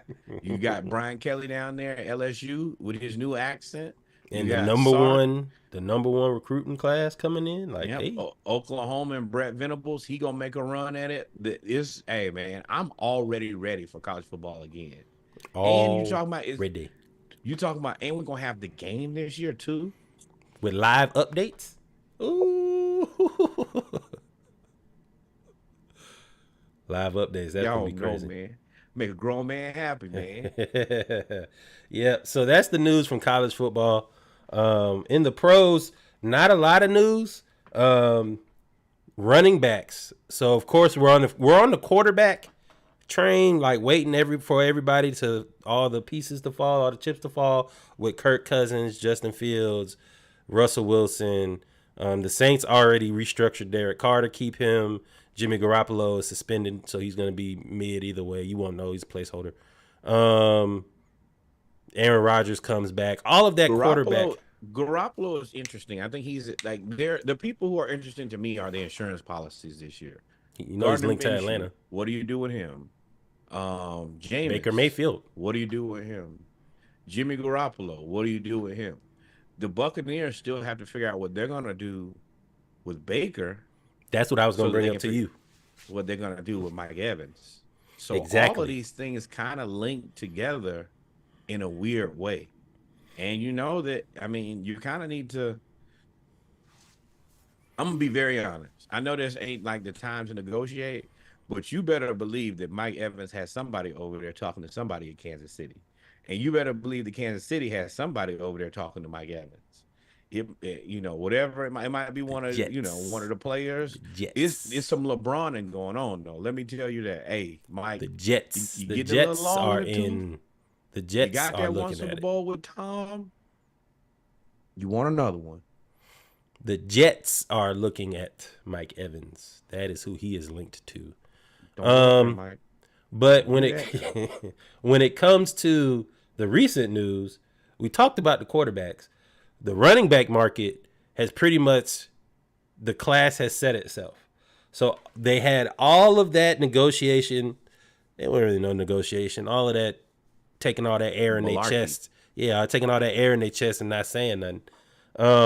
When it came to Saquon and not getting paid, Derrick Henry, Saquon, and Josh Jacobs, who are the three top running backs in this free agency class, were all informed that they will not be re-signed, nor will they be franchise tagged. So now you have Henry. Every team, they're all giving up. They're all giving up. Derrick Henry and the Titans say, you know what, we give up. We can't make it work. Josh Jacobs and the Raiders, we can't make it work. Saquon and the Giants, we can't make it work. Now I'm gonna tell you, Giants, you are gonna get Brian Daboll fired. He is gonna be fired. If you tell me that I'm gonna lose Saquon Barkley and I'm gonna keep Daniel Dimes, I'm gonna tell you there's a place that you can go. You know what that place is, Reggie? It's very hot. Called Hockey hell. sticks. HE double. First class ticket, my boy. Get the hell away from me. And this is the thing. If I'm a Giants player and I was considering coming back, if Saquon's not back, I'm not back. We ain't got no offense without Saquon. I want out immediately. Hey man, and This is it. If I'm the Tennessee Titans, hey look, it was already linked to Denard Hopkins. Oh, shout out to T Higgins, he got franchised for the Bengals, and Mike Williams is being released from the Chargers. But Who? Mike Williams, the wide receiver. I don't know. Chiefs gonna be making a lot of calls. Available. Hey, holla. If you just keep on shooting, you gonna get your receiver, boy. You want? Hey, Mahomes available. He told me to reach out to you. Hey man, little cookie cake in the form of Kansas City, right there to you. Hey man, just let you know. Arrangement, whatever you want, boy. Uber Eats, whatever you need, bro. We'll get you straight. Come on down, man. We got barbecue and everything. It's championship rings. So as we get, the combine is this week. So as the combine comes out, we'll start. Y'all know I'm gonna be out here Thursday. We about to hit Reggie's mock draft phase. Y'all know Reggie's a mock draft YouTube dad. I'm out here. This might be just him just running scenarios. So you were in my production meeting today. That's exactly what I'm about to do. I'm about to do the Falcons. Me and Kyrie was in there like, what can we do? Yeah, I'm about to do the Falcons. What can we cook up now? We got the combine coming up this week. I think it starts tomorrow. I'm sorry, it starts Wednesday. So I definitely get to see the mock drafts after that. You start to get all of the profile reports come out, because if you go look at the simulators now, the simulators say like information coming soon and all of that stuff. So I'm excited. But yeah, man. So we'll have a lot of that going on, man. We'll get to see mat drills. We'll get to see bench pressing. We'll get to see pro athletes competing against pro athletes in Indianapolis. What we saw yesterday was pro athletes competing against regular people. What am I talking about? Well, the Mad Hatter, a.k.a. Cameron Newton, was at a 7-on-7 youth football tournament in Atlanta. Now, Cam Newton's team, 7-on-7 team, is a team full of all-stars. They're all good. And they all play well. There's another 7-on-7 team. And if you don't know about high school football, if you're watching this in Europe, we had a couple people in Europe tune in. High school football in America, especially the South, is religion. At this point, people are making entire lives out of this. They train high school athletes. They train everything. One of the high school 7-on-7 trainers is called TSP. I forgot what TSP stands for, but I know that they train wide receivers. That's what they're known for. They shouldn't play. They shouldn't play with Cam Newton. That's what it should be called. It's called the unofficial meaning is this shit's personal, but the actual name of the club I can't remember. I love that. It's tough. It's tough. But what they don't do, I think I have it right here. They Top Shelf Performance is the name of it. I'm not plugged in to high school drama, but apparently Top Shelf Sports and Cam Newton 7-on-7 team, that organization, they don't really bang with each other. And there's a video that came out of Cam Newton in a scuffle with 4 top TSP coaches against Cam Newton. Remember, I said 4 versus Cam. Oh, they didn't show it. They took it down. Son of a gun. Well, anyway, we're gonna let that stay up too long. Well, I'll describe it because I didn't watch it. A lot of times, dude tried to buddy with on Twitter. One of the dudes with the backpack tried to lay on the rails, and they tried to like surround Cam. Like one was at the bottom of the steps, Cam was at the top. One dude came and started talking to him. They tried to lay. And if you've seen the clip by now, it's only one clip that matters. It's Cam taking Buddy by the book bag and slinging him out the frame. And that was that. And then the next frame is him having Buddy in a head. He's got him in a headlock. He's holding the other dude that he slung out the frame down while he got a second dude in a headlock. Buddy tries to come punch him in the face. He eats that, throws him down, and all I can think of is Cam Newton is 6'6", 250 pounds. He is a pro athlete that was trying to come back to the league last year. Whatever your thoughts of him coming back to the league, if you think he's washed up, the fact that he trained to get back to the league last year tells you that he's in phenomenal shape.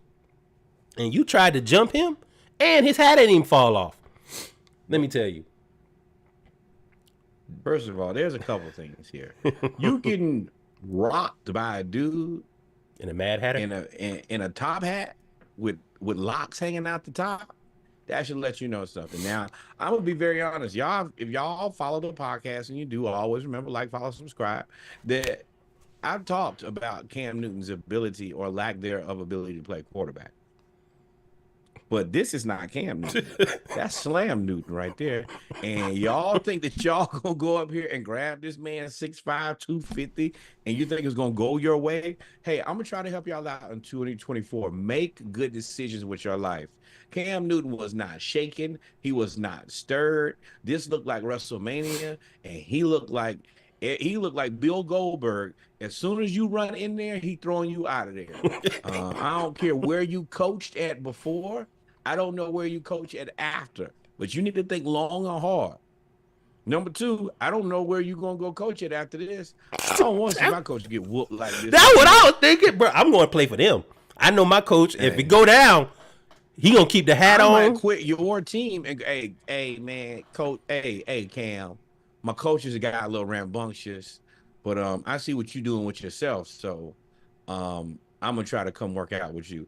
At the end of the day, quarterback play aside, maybe Cam Newton needs to come back in the NFL as an H-back because he can still block. He still got them hands, and these hands is rated E for everyone because everyone got them at the same time. You remember when you don't really see this a lot anymore because of the way society is. Plus, we're still trying to get back.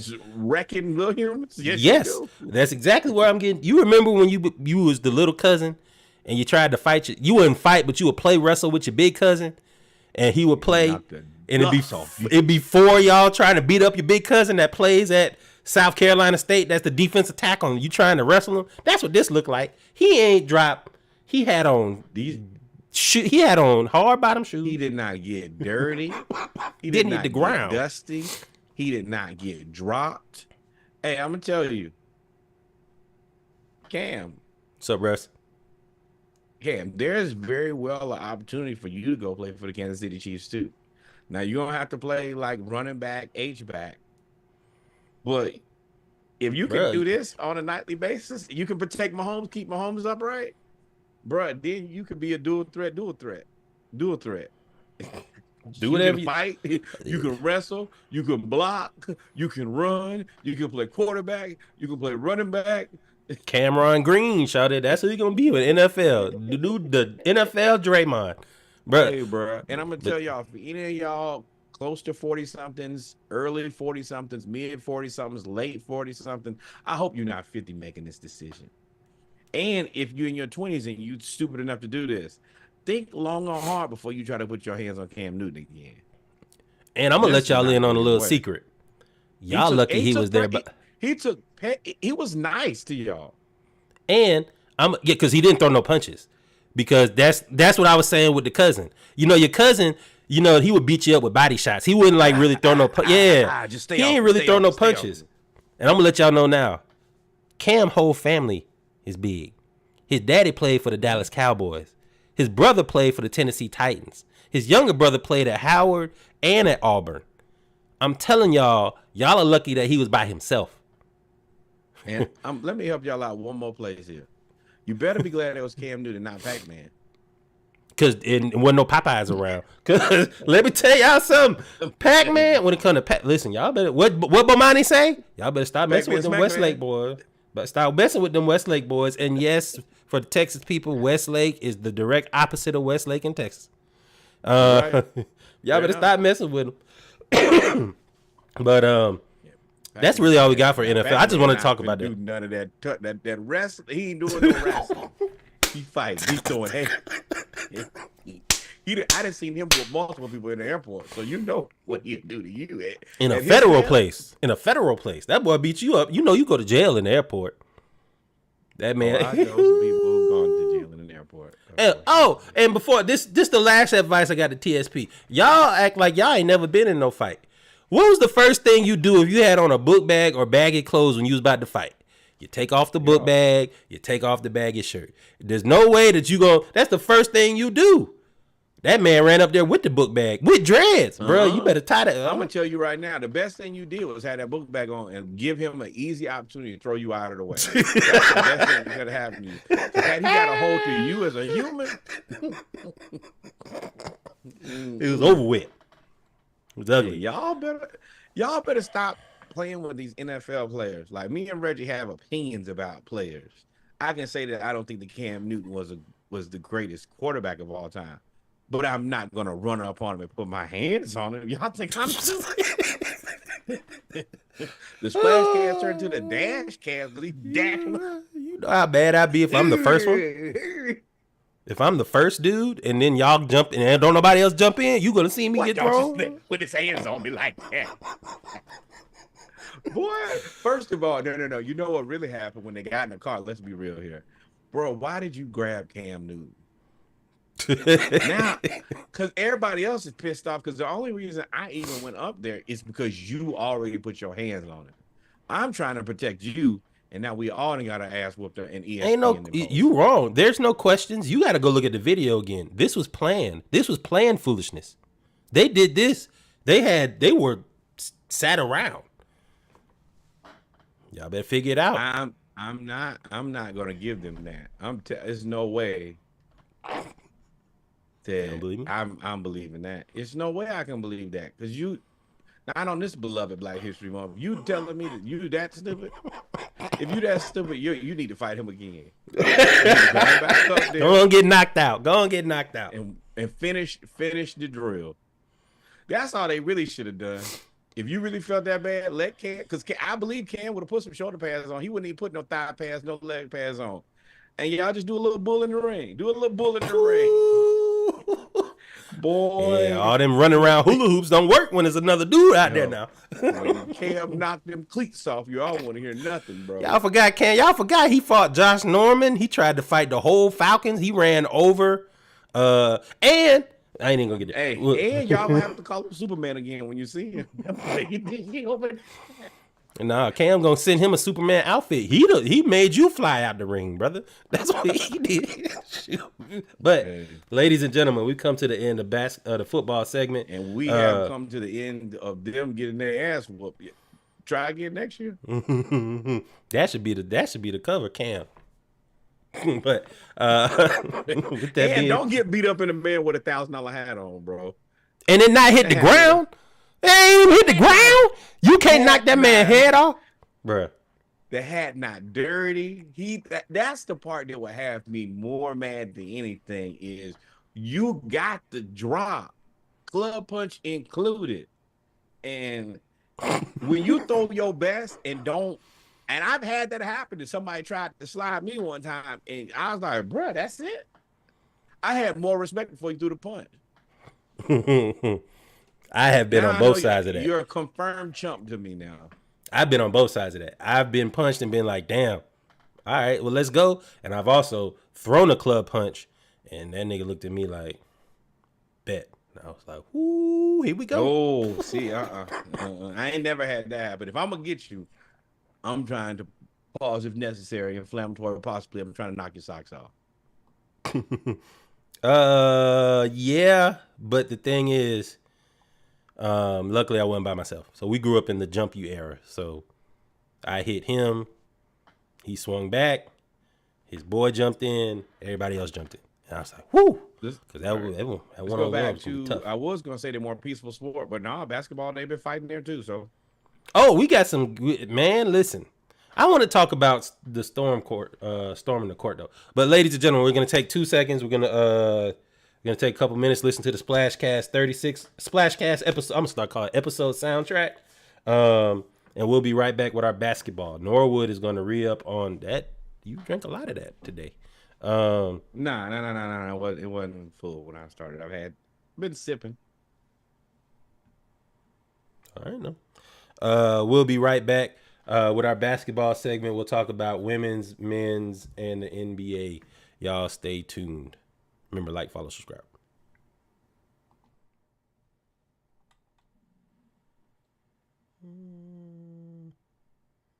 Go here.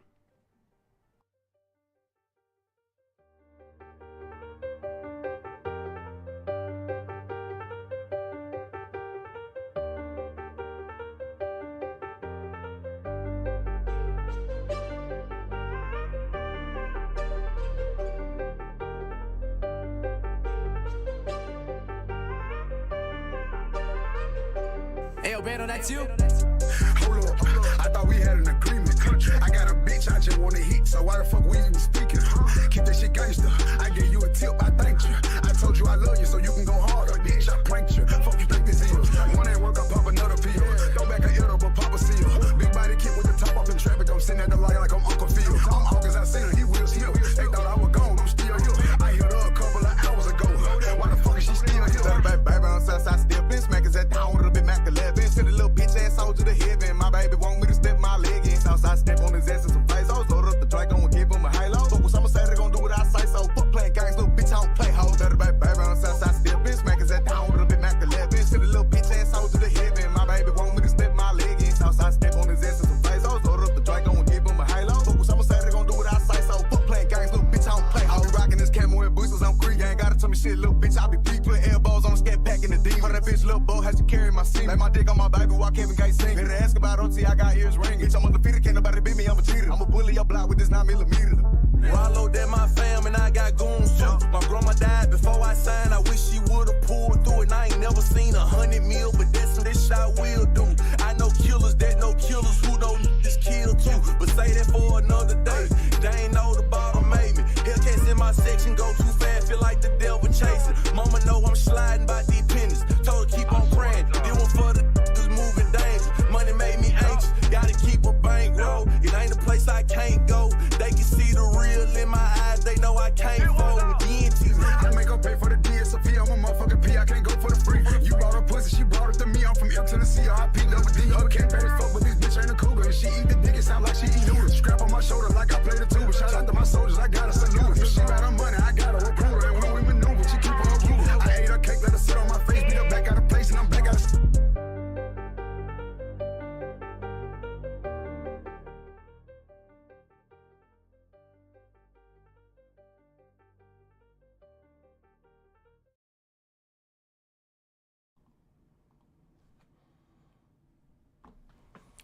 And we're back, ladies and gentlemen, with our final segment of episode 140 of the Splash Cast Monday Night Raw, our basketball segment. We got a few things we're going to talk about today. You see it, Russ? NBA, WNBA. Oh, what am I missing? I missed it. 1884. Oh, yeah. NBA, WNBA, men's college basketball, and pro basketball. So we got a few things we're going to talk about today, man. Let's start out with women's basketball. If you've been listening to us, which you obviously have because you're here, Juju Watkins, who plays at USC, was the darling of the recruiting class for NCAA women's basketball last year. And she has basically exceeded all of the hype that was around her. Juju passed possibly the greatest women's college basketball player of all time, Cheryl Miller, for most 30-point games in one season at USC. She has 11 with still the tournament time to go. So shout out to Juju Watkins. Mind you, we talked about her 2 weeks ago when she outscored a whole team and a half. A whole team. And not a Division III or a money game. No, it was a conference game that she outscored a team by herself. So shout out to Juju. She is playing. I know I come on here a lot and talk about how much better women's basketball is than men's college basketball. But she is playing out of her mind. She had 30 points, 7 rebounds, 5 assists, 3 steals, 3 blocks versus Utah on Sunday. Colorado, 42 points, 4 rebounds, 4 assists, 4 steals against Colorado. 18 points, 11 rebounds. Colorado's like is top 10, right? Exactly. Oregon, 33 points, 8 rebounds, 3 assists, 4 steals, and a block. Like every night, she is filling the score. She's crushing it on a nightly basis. And anytime that you're in the same conversation of the goddess herself, Cheryl Miller, you are really doing elite level things on the basketball court. As good as she was, I didn't know that she was going to be this good. She just consistently goes out night after night after night and just dominates. I figured she would be this good. Oh, she's probably going to be like a 4-year. She's going to break every USC record ever to exist. She's going to be. I mean, you think she's going to be a 4-year? I'm sure she's going to make an ungodly amount of money thanks to NIL. And yeah, she's going to be one of the greatest college women's basketball players of all time, and probably the best women's college basketball player ever. And that is, once again, outshining Miss 100 and something points herself, Cheryl Miller. I don't think she'll be. I do think she'll be there 4 years, but I think she's gonna spurn. She's gonna cause a change in the rules. I'm not familiar. I don't know if the WNBA requires you to play 4 years, but I do know. But that's where, like, unfortunately, there's more money playing for USC than it is playing for the WNBA. I think that's going to change a lot real fast, because the WNBA and the NBA as an organization, the basketball, I don't even want to say the basketball organization that is the WNBA and NBA they're not going to keep missing out on that money. And because she's so good and her personality, I mean, she's squeaky clean. She's media friendly. She's media trained, and she's possibly the best player in college basketball as a freshman. There's no way they're gonna miss out on that money twice. But what do you do where, like, Russ is exactly right, unless the WNBA gets more money. Like, there is a case where, like, this is the reason that Angel Reese is back. It's the same reason that Flau'jae is back. Same reason that Caitlin Clark is back. The money is in college sports. As crazy as it sounds, like, I know men's college basketball is a little bit different, where the money is in the pros. But in this case, it makes more sense for you to play all 4 years and get all of the money you can in college, because even the best of the best, I mean, Brittany Griner was just going to rush to play it in the offseason. So I You guess know the that better statement Juju would is be, about to make so much money in California. what I was saying, I guess the better statement would be that she may cause more of an investment, just because there's, no matter how you put it, there's no way that they can keep losing out on this money. Specifically, If you're the professional league, you can't wait. You can't waste. This girl's ready to play in the WNBA now, but she's going to spend 3 more years in college because that's where the money is. You have to find a way to get her to get paid enough for it to be worth her while to come out of college early. and let me tell you something. The skill of the game is getting to the point where you're going to start seeing more Juju-like talents because of the specialized coaching.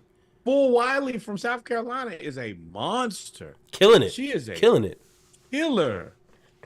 And with the specialized training that we have, we just talked about specialized training for football. Football is only following the model that basketball set years ago. So with the specialized training you have of these athletes, it's going to be scary hours. Scary.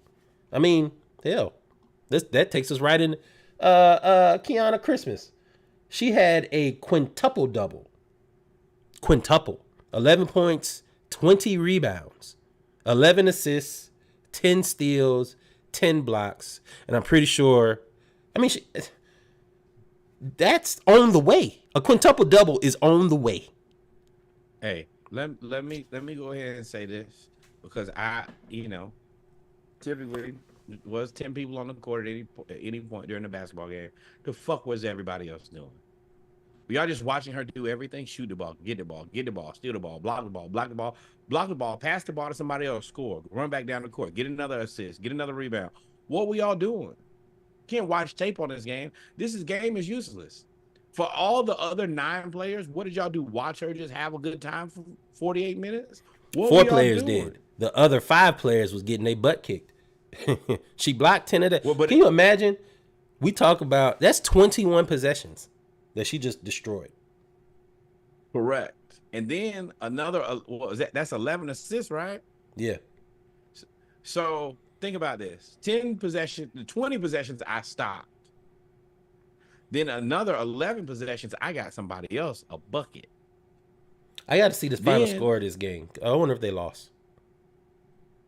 I'd be real mad if I put up a quintuple double and win lost. or lose. What was everybody else doing? I want to know that so bad. You can't even.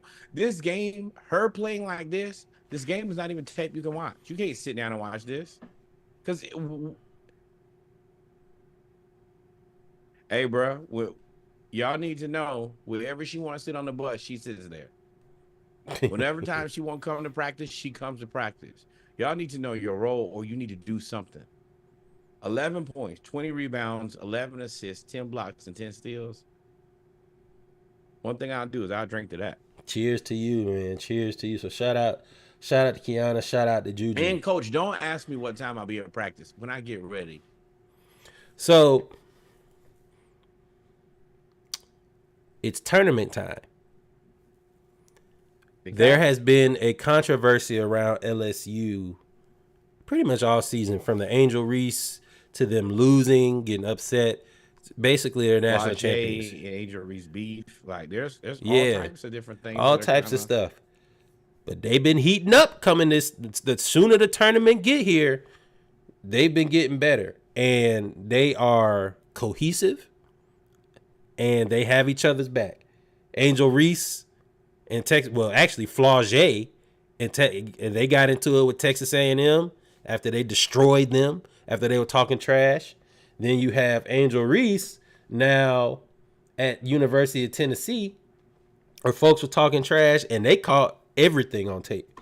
And she was like, she looked at, I forgot who she was talking to from Tennessee. I love Angel Reese, bro. Because look at the face. Look at her right now. Like, bro, I know you're not talking to me. Who you talking to? Like, who you talking to? I hope she becomes an Atlanta Look, player. Who you talking to? Who you talking to? You know, you can't be talking to me. You know you're not talking to me. Blankety blank blank. F out of here. F out of here. Fuck. You know what that is? The fuck. The fuck. F out of here. And then she looked at her and said something. And they like, yo, chill out. She's like, how many points you got? Look, how many points you got? Oh, all right. No. Bro, you got clown on national TV. And they blew y'all out. I love like the Can't be talking to confusion me. is who are I want you to I know you were talking to me, but I She want you running to her say mouth. my name. Yeah, say my name. I like violence. Like this is the reason that women's college basketball is better than men. Like I don't care what you are, man, woman, child, animal. The chump off is the chump off. And she looked right at you and said, who are you talking to, bro? Then looked up at your stats like, oh, no, there's no way you can. That look is so crazy. Shout out to Better Angel not Reese, fucking man. talking to me. She running her mouth. Dog, and the funny thing is, I only saw the video once, and I knew exactly what she said. I ain't have to watch it twice. Protect black women at all costs. Yo, and we need her on the Atlanta Dream. I don't even, whatever it is, her Atlanta Ryan Dream? Howard would. We need her on the Atlanta Hawks. Angel Reese, first pick, Atlanta Hawks. Yeah, you talking about? She got some heart. Her and DeJounte beat on fought everybody. What? Hell yeah. And like even when the boys won, she was right there. I appreciate that. And then let's talk about this. I told y'all LSU getting hot at the right time. She had her 7th 2020 game of the season against Auburn. Y'all don't see this other girl at BBY MUKA, Baby Muka, I guess. Y'all talking about Angel. Who was Auburn? Her ass got 66 points. Ma'am, that's a team. Which is still, either way, it's funny either way. If you knew it was a team, she had both ways. It's twice as funny. It's funny because you don't know that, and it's funny that she has almost as many rebounds as the entire Auburn squad. This is the reason that we need the internet. I know how y'all feel about Elon, but at the end of the day, somebody said bless we her need heart. Twitter, and I ain't even calling it X because it ain't X. It's Twitter because we called it. We only gonna call it Twitter. Twitter is funny, and ghetto because of this. But I mean, 20 points, 25 points, 20 rebounds. She's done that 7 times. It's about to be a nice tournament. You got LSU, you got South Carolina, you got Juju. Colorado's still good. You have Iowa with Caitlin Clark. Nobody's really talking about UConn. UConn is still good. Yep. Like, this is about to be a crazy tournament on both sides. Notre Dame still ain't gonna disappoint either. Like, forgot all about Notre Dame. There are a lot of good. There are a bunch of good basketball teams there. Men's college basketball, you guys suck. I'm never not gonna say that. Support women, protect women, all of that.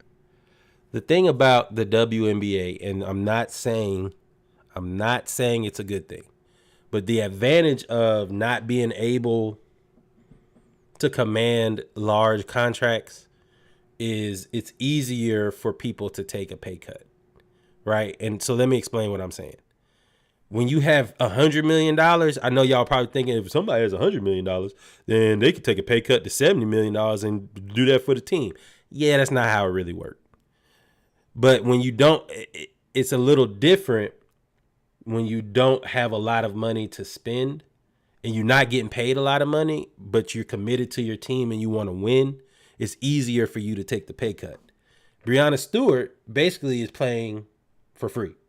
She's on she signed or agreed to terms on a 1-year, non-guaranteed below not for free. I thought I said minimum. Below maximum deal to return to the New York Liberty so that they can keep the starting 5 intact. Why is that important? They made it to the finals last year and they were beat by the Las Vegas Aces and the best player in the league in Asia Wilson. And she was MVP. Mind you, she was MVP. When have you ever heard of an MVP not getting a max contract? Not never. That 1 year though, she said one and done. Oh, How yeah. the Marshalls do it? One time. One time is fine with me. That's what Drake said, right? One. She's gonna be playing Jay-Z next. Yeah. One. Sorry, I'm a champ. I mean, she gonna be out there, dog. I applaud it. I thoroughly enjoyed it. Like, that's another thing that you guys and I'm sure if you're a follower of the podcast, shout out to you guys who really, feverishly protect us and support us and tell other people about us. But yeah, like, WNBA no slouch. So it's plenty of good basketball in the WNBA. Mm-hmm. It is. So a shout out to Brianna Stewart, man, or Brianna. I'm sorry, Brianna Stewart. That I hope it works out. Now I ain't gonna say, dude, you right. She only said it one time, cause I ain't taking a pay cut again. I'm gonna give you one and done. Now I'm gonna give you that one now. Yep.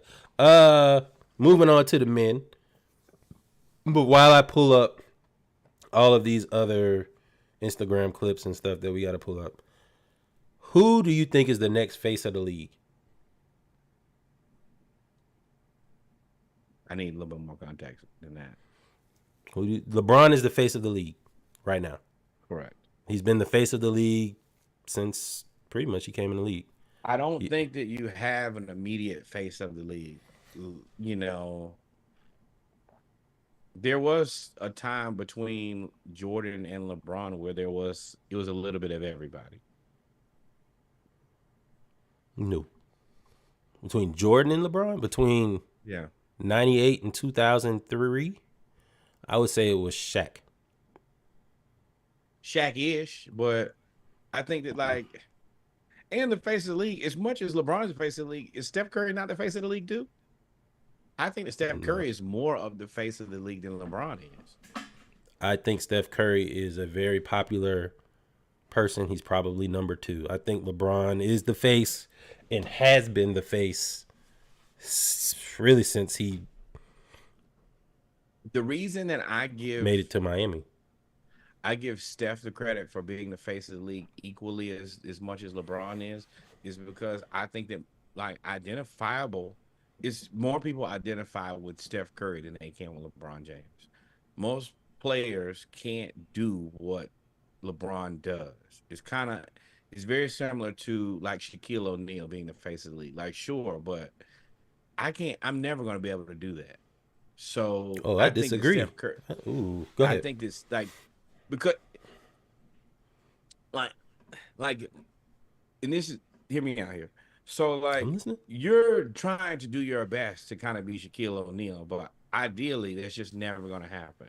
Same thing with LeBron and Steph. I'll never grow up to be LeBron James, but maybe I could be Steph Curry. In my head, I just got to be 6'3" and just shoot 17,000 shots a game. But there's a chance for me there. I'm never going to be 6'9", 250, fastest, strongest man on the planet. So that you saying so there's a chance for you to be the greatest shooter of all time. I don't agree with that. I think with the NBA, the way that it's moving now, it is a wing league. Whether you can shoot or not, if 6'2" or 6'3", you ain't really about to make it to the league after the next evolution of athlete. That's toast. You're right. So you're right. The 5'10", 5'11", 6 footers ain't gonna be no more Chris Paul. You better be Trey. You better now. That's one thing I would say. You better be Trey. And I will say that Steph. I think Steph is. If I were to think about Steph and define him, I wouldn't call him the face of the league. I think he's like a clean version of Allen Iverson.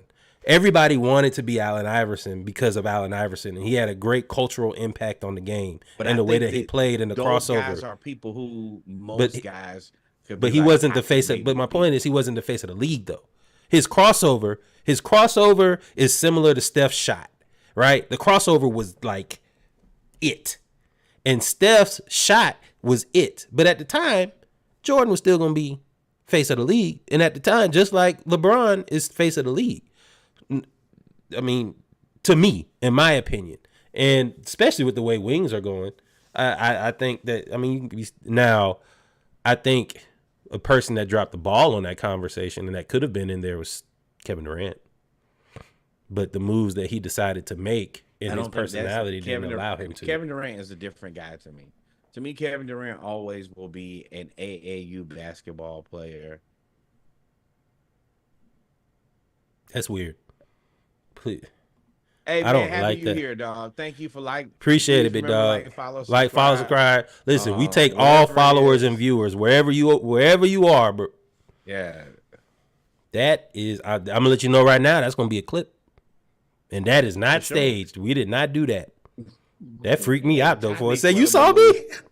Quillibaloo. you saw me. I was like, what? For those that are listening, somebody with the screen name Kobe Bryant joined our podcast chat and said, "Long time no see." And I mean, I didn't believe in hindsight, since the conversation is here, I think that he was more the face of the league than he was probably given credit for. I think he sabotaged himself. Well, no, I'm talking about Kobe. I think that we didn't know how many of these young guys were going to think that Kobe. It's a lot of young people who think Kobe's the best ever. And yeah, it's also a lot of young people that think Paul George and Kevin Durant are the best ever. Now, Kevin Durant, the Kevin Durant is tricky to me. I don't know how Kevin Durant do this. He might not be the best ever, but he is definitely probably one of my favorite basketball players ever to watch. So I understand how people can get best ever from best to watch. His game is unbelievable to watch because let's be real, he's the best 7-footer, maybe Best not. scorer. He's the best scorer of all time. He's the best scorer of all time. The best scorer of the basketball we've ever seen. Best scorer of the basketball. He's the most well-rounded 7-footer of all time. Like when I think of 7-footers, the only issue that I have is like if I look at Kevin Durant and I look at Shaq, Shaq is a better, more dominant basketball player than Kevin Durant. Yeah. I would say if you want to look at impact, Kevin Durant probably has had more impact in terms of the way players play than LeBron. You now have 7-footers that handle the ball. I mean, look at Cooper. Look at Victor Wembanyama. I mean, 7'5", dribbling like a guard. That all came from and that is looking at Kevin direct Durant. influence from Kevin Durant, not like LeBron James. Cool story, but that don't make him Kevin the face of the Durant, league, though. Yeah. I love watching Kevin Durant play basketball. So, and the face of the league, Larry Bird ain't Kevin Durant. The person that I would say is the face of the league to me is Ant Edwards, and I don't think it's. I think Jason Tatum wants to be. Ja was there until he self-sabotaged. Ja was going to be in the AI range for me. All of them were in the AI range. For the person that they were going to try to push to the front of the league also has a little bit more charisma. Has a little bit more. There's more attractiveness to that person off the court as well as on the court. And I think Anthony Edwards has it. And if he messes around and win a championship this year, you're going to see him take all the way off. All the way. Now I think that Ja had the head start on Anthony Edwards, but Ja in his foolishness has given Anthony Edwards the entryway to take over and hijack this league. And the difference between Anthony Edwards and a lot of other people is he'll do it. His belief in himself is unparalleled. Like that's the one super cool thing about Anthony Edwards is you're like, nah, I'm better than y'all. Ooh, at everything. I'm better than you, and you lucky this is the sport that I played. I could be better than y'all in football, baseball, tennis, bowling. Like he's just he's super confident, but in a way where you don't mind it. And you think that it's foolishness, but you also like he just dunked on everybody now. So but that I just wanted to bring that up because I saw Jason Tatum just call himself the best player in the league. And then while I think it's a cool story, you're not. I mean, you're not the face of the league. You're one of the top 5 best players in the league right now, I would say. But I don't think he has the personality to be. But I agree with that too. I will say pro athletes and athletes in general are starting to get fed up. Not starting to get, are fed up with fans. And I'm always here for the confrontation when it's warranted. When that fan called Kevin Durant a female dog, I try not to say that word. Got a daughter now. I can't really be saying all that stuff around her. But when that lady called Kevin Durant a female dog and he hurt her, I'm all for it. Like, what'd you say? Did that Angel Reese look? What? What? That boy made the fastest U-turn. And look at the white lady doing the white lady stuff. I was just playing, bro. Yeah, bro. Yeah, bro. I'm letting my hand out. Yeah. Bro. Nah, don't dap me up. Why do y'all think that it's okay to do these type of things to humans? Like, that's the part that I truly don't understand is, like, number one, if I'm Kevin Durant and you see where his hand is and they call him Slim Reaper, like, his hand is loaded. Yeah, the right hand. Loaded that hand and took it from right there and slapped the beer and her face off. Like, don't play with me and just do some, like, y'all gotta find a way to be respectful and talk trash. And then now that you've gotten his attention, like, don't stick your hand out like it's all cool. You just call me a bitch. Like, what? How well, no, that's a nervous hand, bro. That's a nervous hand because when people also forget that these are literal giants walking around. All the myths that we hear about a giant killed this person, and even in the Bible, David killed a giant. This is he's 7 feet 1 inches, bruh. He should have Dawsoned her face off. Yo, go flame! I knocked your socks off, you rude bitch. He went and talked to him, and then now Buddy did pull. Now I definitely would pull that move. I wouldn't call him no B, but if I were to like talk to Kevin Durant in that moment, he was like, "Hey, I actually do a podcast, bro." You could hear him say, "I actually do a podcast," and Kevin was like, "I mean, all right, whatever." Bro, why would you say that in that moment? You just disrespected your wife or whoever that is, your sister, your friend. Right. Now, had he grabbed both of them by the front of their collar and dragged them out on the court, he would have been wrong. Now, shout out to him, though, because he did not. The security asked if they wanted them kicked out. And he was like, nah, don't kick them out. I want them to see me play. And he balled. Yeah, they lost this game, but he balled. Don't kick them out, but you're not sitting here for the rest of the night either. Put them in the rafters with Sting. You want to drop back way up here. You better drop down from the Go and paint your face. Yeah, bro, because no, you're not sitting here. I'm going to tell you right now, any job that I've ever worked at, you think you finna call me a bitch and you think you finna be comfortable for the rest of the day? When I got to college, man, coming from out here, the whole Southern be a man type stuff that you're taught, like that being called a bitch was like fight words when I was growing up. Nope, I did not. I'm actually not of that.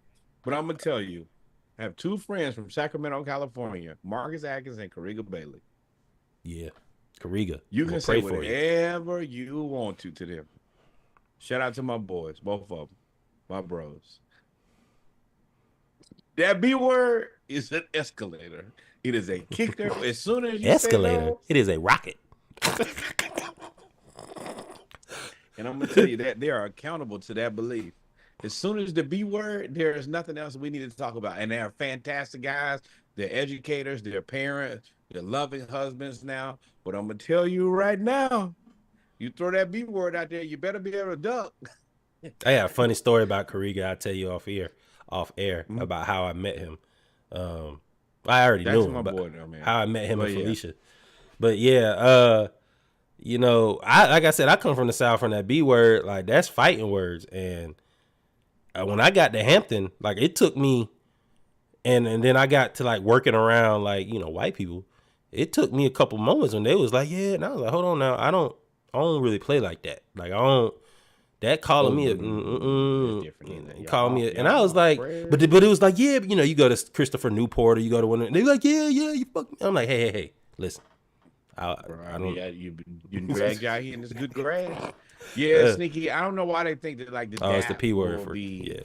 will like cool things off for you. No, bro. I came to work. Got my work outfit on. Look at Kevin Durant. You said I got Working, my and workout you just man gonna show up at on. my job, and you think you're gonna talk to me any type of? And y'all have to remember Kevin Durant from DMV. Like they don't play that either. Like that's the place where you get your ass whooped. You get told real quick playing. Like y'all, but if you notice, it's never black people that do this. Just like when we watch Westbrook play, and he was like, "Hey, boy, you don't see us do that. That's not a thing that And we you do." knew Because exactly what you were doing. You know, y'all remember Marcus Smart? He had to go to the draft early at Texas Tech because he hit that dude who called him the N-word. wop babaloo wop bamboo.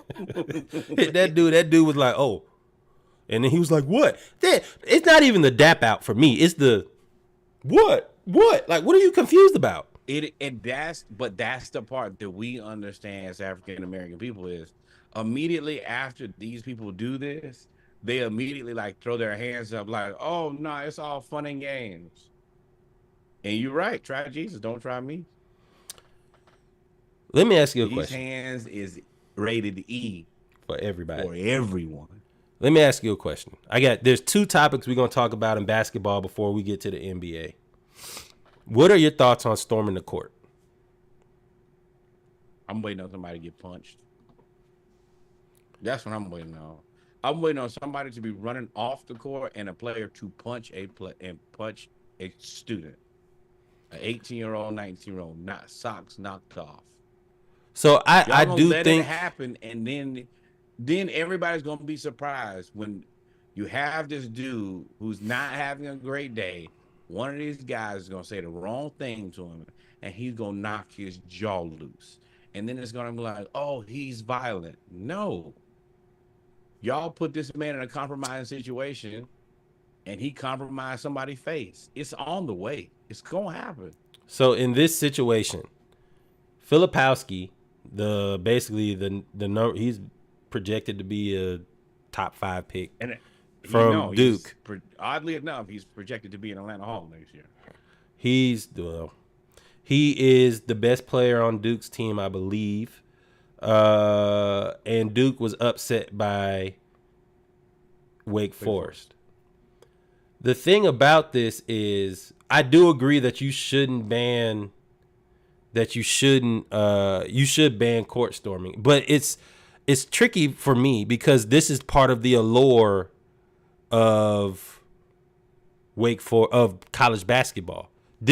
We talk about men's college basketball being boring. This is one of the things, not the injury, but the storming of the court. This is one of the things that brings you to college basketball. The thing about this is, and we don't have the slow motion, but they actually showed when Filipowski, He was trying to get into it too. they were actually showing when Filipowski when it happened in slow motion. So the kid that hit him, Shire came out and said that he was the dude aimed for Filipowski. But when you go back and look at the tape, Filipowski actually threw a bow and tried to trip him. And he threw a bow in my view. I can't say that's, but from what I saw, yes, allegedly, the kid was running by, and the kid looked at Filipowski like this. He was running by and looked at Filipowski and was about to say something. And Filipowski threw a bow and threw his leg out to trip him up. I watched it a lot of times. You don't walk that way. He changed his stance. He changed the way he walked. He changed his stride. And then, as a result, he put himself in a situation to where he ended up getting his knee hurt. At that point, yes, technically you can say banning the court is what started this, because it's true. But the kid he was in the wrong for running on the court. But he ain't do nothing to Filipowski. Filipowski did this to himself. I don't blame Filipowski. I just lost. You guys are running on the court. And you're too close to me. Y'all, me and you, we from the South, bro. When I don't like people walking around my car. I don't like people that close to me. No, bro, back up.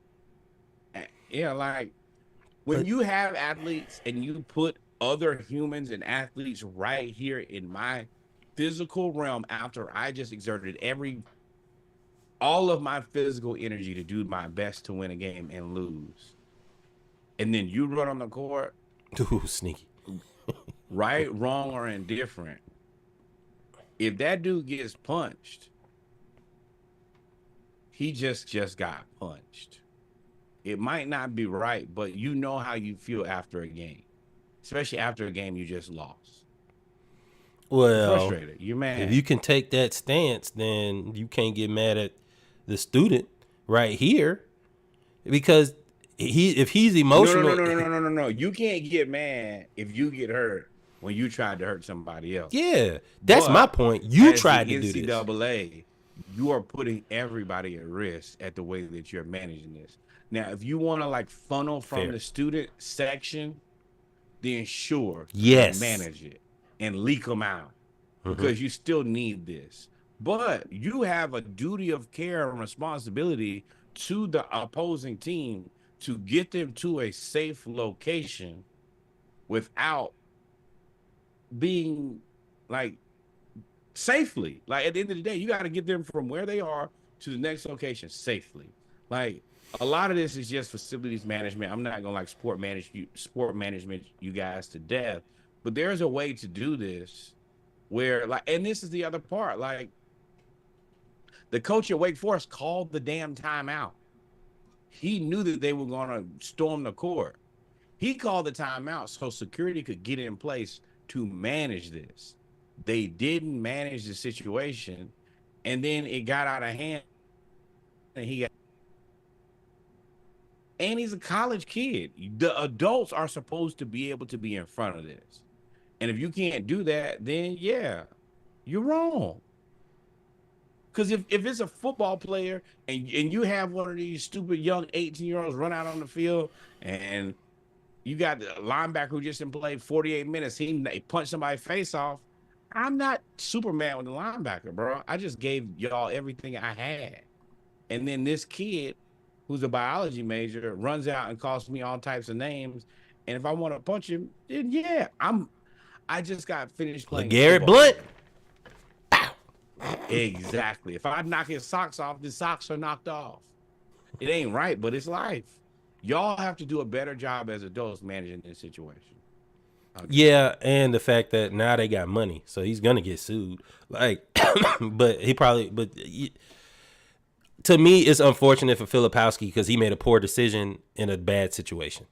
But you're in college. You make stupid decisions when you're in college. If he's an adult, if he's an NBA player, he probably like, all right, go ahead, whatever. But it's Wake Forest. This is a rivalry game. You lost it. Y'all both in North Carolina. Like, you feel away. And then nobody is stopping the world from running. Like, really, let's be real here, too. Like, y'all lucky that Filipowski is probably, like, grown up with a decent family. Like, God forbid, let's be real here. It's certain players who came from the hood. If you just have like 400 or 500 people running at you, and if you want to punch somebody, you ain't wrong. My bad. Okay, we'll end the conversation there, but I think you got to know that's part of the culture. So you're right that they need to do a better thing of managing it, but you also need to know that's part of the culture. Your job as the adult is to mitigate the opportunity for things to go left. True. All right. I got some dip downstairs because it got real chippy in the NBA the last couple days, man. Oh, I thought you were talking about tobacco. Yeah, you are. Skull? Yeah, a little Skolber. I didn't believe a quarterback was good unless he had a little dip in there. He's gonna be right there watching tape. Yep. Then you be like, I didn't had that skull since 8th grade. Be like, no wonder you had a full beard. 8th grade, bro. But nah, man, it's been getting chippy in the NBA or the MMA or whatever you want to call it out there. Yeah, Heat Pels. You had the Heat, MMA for some Pelicans. people. Alvarado. Thomas Bryant was trying to get to your head. So then the 6-foot guard, it ain't gonna be there. You had Heat Pels, and then you also had Warriors Hornets. And there was a couple other fights that I don't think we caught, but there's that Heat Pelicans fight when Thomas Bryant, and we got it playing, when Thomas Bryant and Jose Alvarado, oh, yeah, I'm sorry. Multiple fights. This Heat Pelicans fight with Jose Alvarado, Thomas Bryant, Jimmy Butler, and Najee Marshall. It all started when Zion got thrown to the ground at the end of the game. And Jimmy Butler, there's one person, we said that Kariga got a rocket. Jimmy Butler got one too.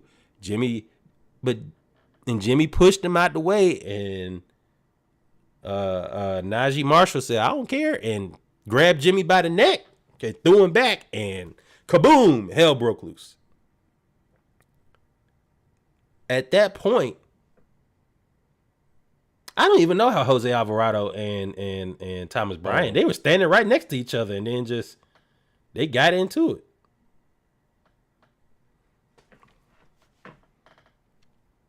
So this is the thing. This is an over-exaggeration. I'm going to tell you why. Kevin Love wasn't trying to hurt Zion. Zion's just big and strong, and I have to make sure that you can't get the shot up. See? That's what Jimmy be doing. Jimmy be instigating stuff, too. But that's Jimmy's job. Jimmy's job is, if there's smoke, like, look at Kevin Love. Like, Kevin Love, like, that's a good, like, say what you want. That's actually a really good foul. It is. I ain't let you get up in the air. I didn't get below you. I just said, nah, no shot, bro. But Jimmy. Oh, Jimmy also hit him in the neck. Okay, now I see why. Jimmy shot that right arm first. And all right, Jimmy, you want to be an agent of chaos? The thing about chaos I'll be your Huckleberry. It's cool until you find you're exactly right. Shout out to Tombstone. It's always one person like Najee Marshall, like, bro, my role, this is my role. It's my role too now. Yeah. If it's me and you both out, then I win this. Mm-hmm. And that's what he did. Jimmy slid that right hand right under Najee throat, tried to grab him, and Najee said, oh, bro, I'm with this. This is all I've been waiting on. This is all I've been waiting on. Now, we already losing. Can you go to Thomas Bryant versus Jose Alvarado? Oh, it's right there. Yeah. There it is. Yeah. He was just, ooh, boy. All right, Jose. I know you spunky. You better leave Thomas Bryant the hell alone, boy. He was whoop that trick. Whoop. Now, Bryant was not playing no game. And I'm trying to see if this person is still on their team. Bro, why are you? Oh, he's not there anymore. Okay. You know, the Heat don't really get in a lot of fights because ain't nobody really try them. One, Jimmy is tough, but people, as you see, people will still try Jimmy. James Johnson was on that team last year. And let me tell you who you will not fight. The Pacers now. Yes. Those are the Pacers. And let me tell you who you will not fight. Is James Johnson. We don't really like to shout out a lot of other podcasts here. I'm not going to say I don't like you, but we really don't because we have a lot to talk about. But if you ever have a chance to go listen to the Jeff Teague discussion when he talks about James Johnson and Wake Forest because they played college ball together, bruh. James Johnson been that dude for a long time. Black belt. They know what it is. You don't play with him. He's different. Boy, look at that. You have to know the boundaries of existence. There are certain humans who you're not supposed to touch. Now, Jose Alvarado, you got to be. Now, what were you doing? Number three in this Pelicans jersey, bro. You are never going to be able to come back here and play again. CJ McCollum Jr. But yeah, Thomas Bryant had a lot of issues, and he was ready to do his best. Thomas Bryant had one coach over here in the left hand, and the right was just hitting Alvarado. Thecka. Alvarado, hey, I know you do that thing when you hide in the corner and get the steal. You need to hide in the corner and never see the hands boy, you duck. You need to duck, brother. Listen, poor life decisions. Again, 7 feet versus 6 feet. Ain't gonna work out. Yeah. Then of course there was the the Warriors versus the Hornets. You need an enforcer. Hey man, there's Grant Williams who's he's basically trying to be the enforcer for the Hornets. He was trying to be that guy for the Dallas Mavericks. And what happened was, of course, the Warriors were about to go try to score after they blew out the Hornets. Malcolm Bridges said he didn't like that, had something to say about it. Grant Williams then rushes in. Yeah, it's definitely goons, sneaky. Grant Williams rushes in. No, nobody's a goon because nobody's going to throw a punch. But there is also another like fantastic breakdown where if you notice, Steph Curry has a towel on his head and never actually even moves. And that's why I feel like as the 30 to 40-year-old person, like, bro, all of this talking and back and forth and all of the rest of this yada yada yada is super cool. But at the end of the day, nobody is going to bust a grape in a fruit fight. Nobody here is tough. Everybody gonna call everybody the B word and yada yada yada. Either grab somebody or shut up. Now, Draymond did make a point saying that Grant Williams is trying to be the Players Association president. And there's decorum that comes with that. I don't know what Grant is trying to do or be or establish himself Grant is doing as. his job. You think he's My job is to be Draymond Jr. Everything that Draymond, Grant Williams is great value, Draymond. I play a lot of defense. I kind of get in the way a lot. If there is time for some smoke or something like that, I'm the person who's supposed to go there. That's it. They're the same guy. Yeah. So, something gonna happen. Somebody gonna try you eventually. Quietly, the pickup of Trey Mann and Brandon Williams, like I see what Grant Williams is trying to do. He's like, hey, I could probably be the fourth man. I could be the fourth or fifth man on a future facing Charlotte team. You got LaMelo at the 1, Brandon Williams at the 2. Who they got at the 3? Grant Williams. Oh, no, Bridges. Grant's at the 4. Bridges at the 3, and then Nick Richardson at the 5. Like, this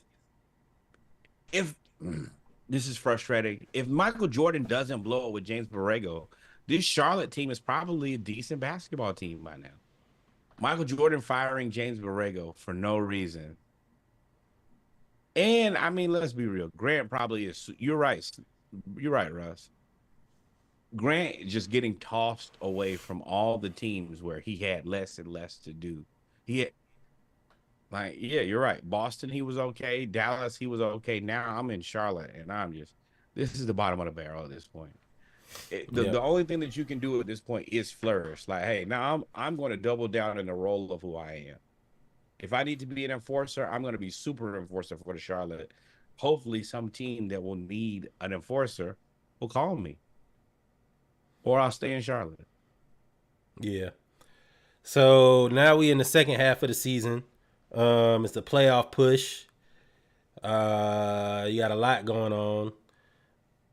There are 2 teams that are out of the playoffs, and there's 2 faces of the teams that are in the opposite, the 180, just not there.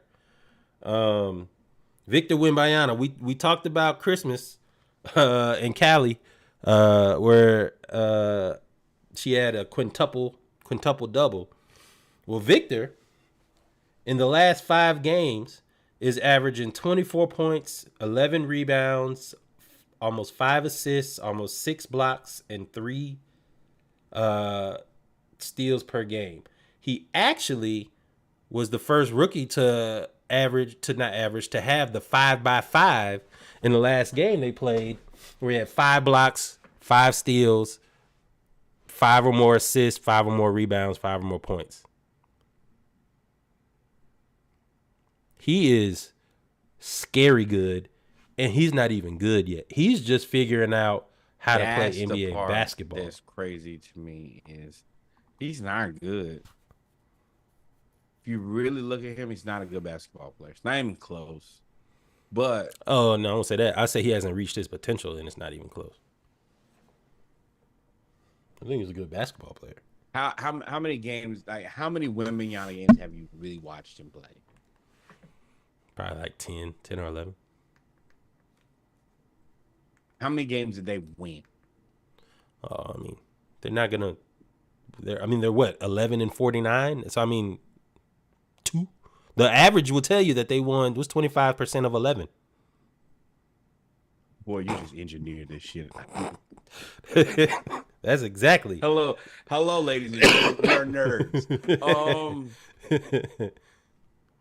It's frustrating because if you like, the reason I say that I don't think that he plays good basketball is if you watch him play basketball, it's not a strategy where you're looking to win the game. Every game is more learning experience than opportunity to win the game. Mm-hmm. And for me, But it's this is learning. 24, 11, 5, 5, and 3 is learning. That's the part that's scary. And you and shout out to Kev, part of the world, the stocks, steals and blocks. He ends so many different possessions as a, and I'll say this confidently. And if y'all want to, do whatever you want to, he's not playing winning basketball. He's not playing competitive basketball, but he's still taking 10, 11 possessions and throwing them in the trash for you every night. Now, I think that he needs to gain some weight. I think that he needs to play a more effective style of basketball. He shoots way too many threes for me. He spends too much time on the perimeter. But Kevin Durant. For him at this point, it doesn't seem like they're trying to win basketball. It doesn't even seem like they're getting close to trying to win basketball games. Their biggest thing is to just try things that get him comfortable, which I understand long term makes a ton of sense. But if he can play any level of like effective basketball, there's a lot of room for him to be really good. You don't think this is effective? Huh? I just think I think as his feel for the NBA game is the only thing that's holding him back from being the best player in the league. I'm just excited because he's not like, I want to give a lot of credit to him. I want to give a lot of credit to Chet of not playing scary ass basketball. So there's so many times that you like see these guys who are really good basketball players. I agree too, and Russ. They're just not weak. Like, I thought Chet was gonna get crushed. I thought that when you really like put hands like and tried to really get with him, he was gonna shrink. Chet ain't scary. Like there are so many players who I consider who are like older and more mature who I think are more scary than Chet. Chet and Wemby are kind of like, nah, we good with it. Like, we might not be the strongest, but come on with it. Like, let's get it. And that is a part that you can't really teach. It's just either you have that confidence or you don't.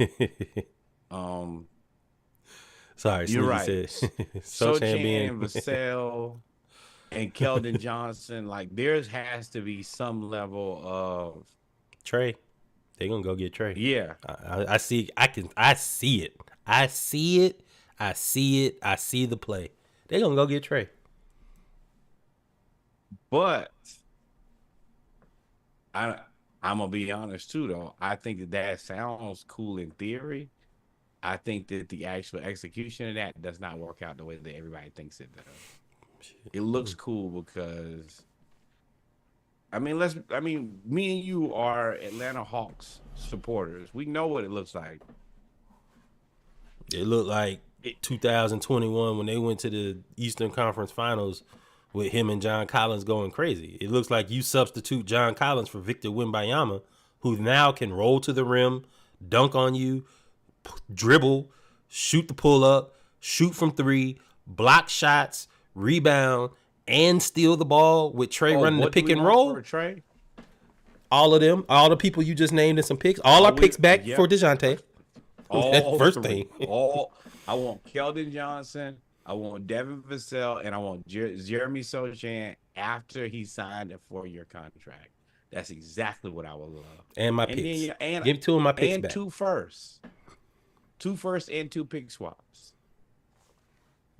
And it would work.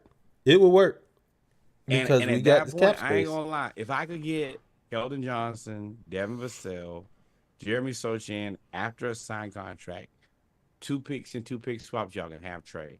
And I think that if you're the Spurs, that's a lot, but you should pay the toll.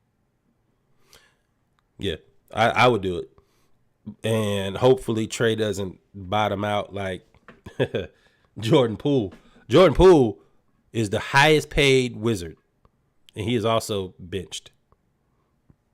I know Kyle Kuzma got to be upset. He's talking about I wanted to build something. He's not. Okay, so let's talk about that. So there's 2 things here.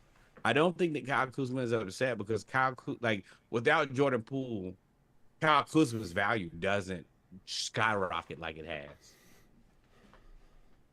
Kyle Kuzma is a point now where I think that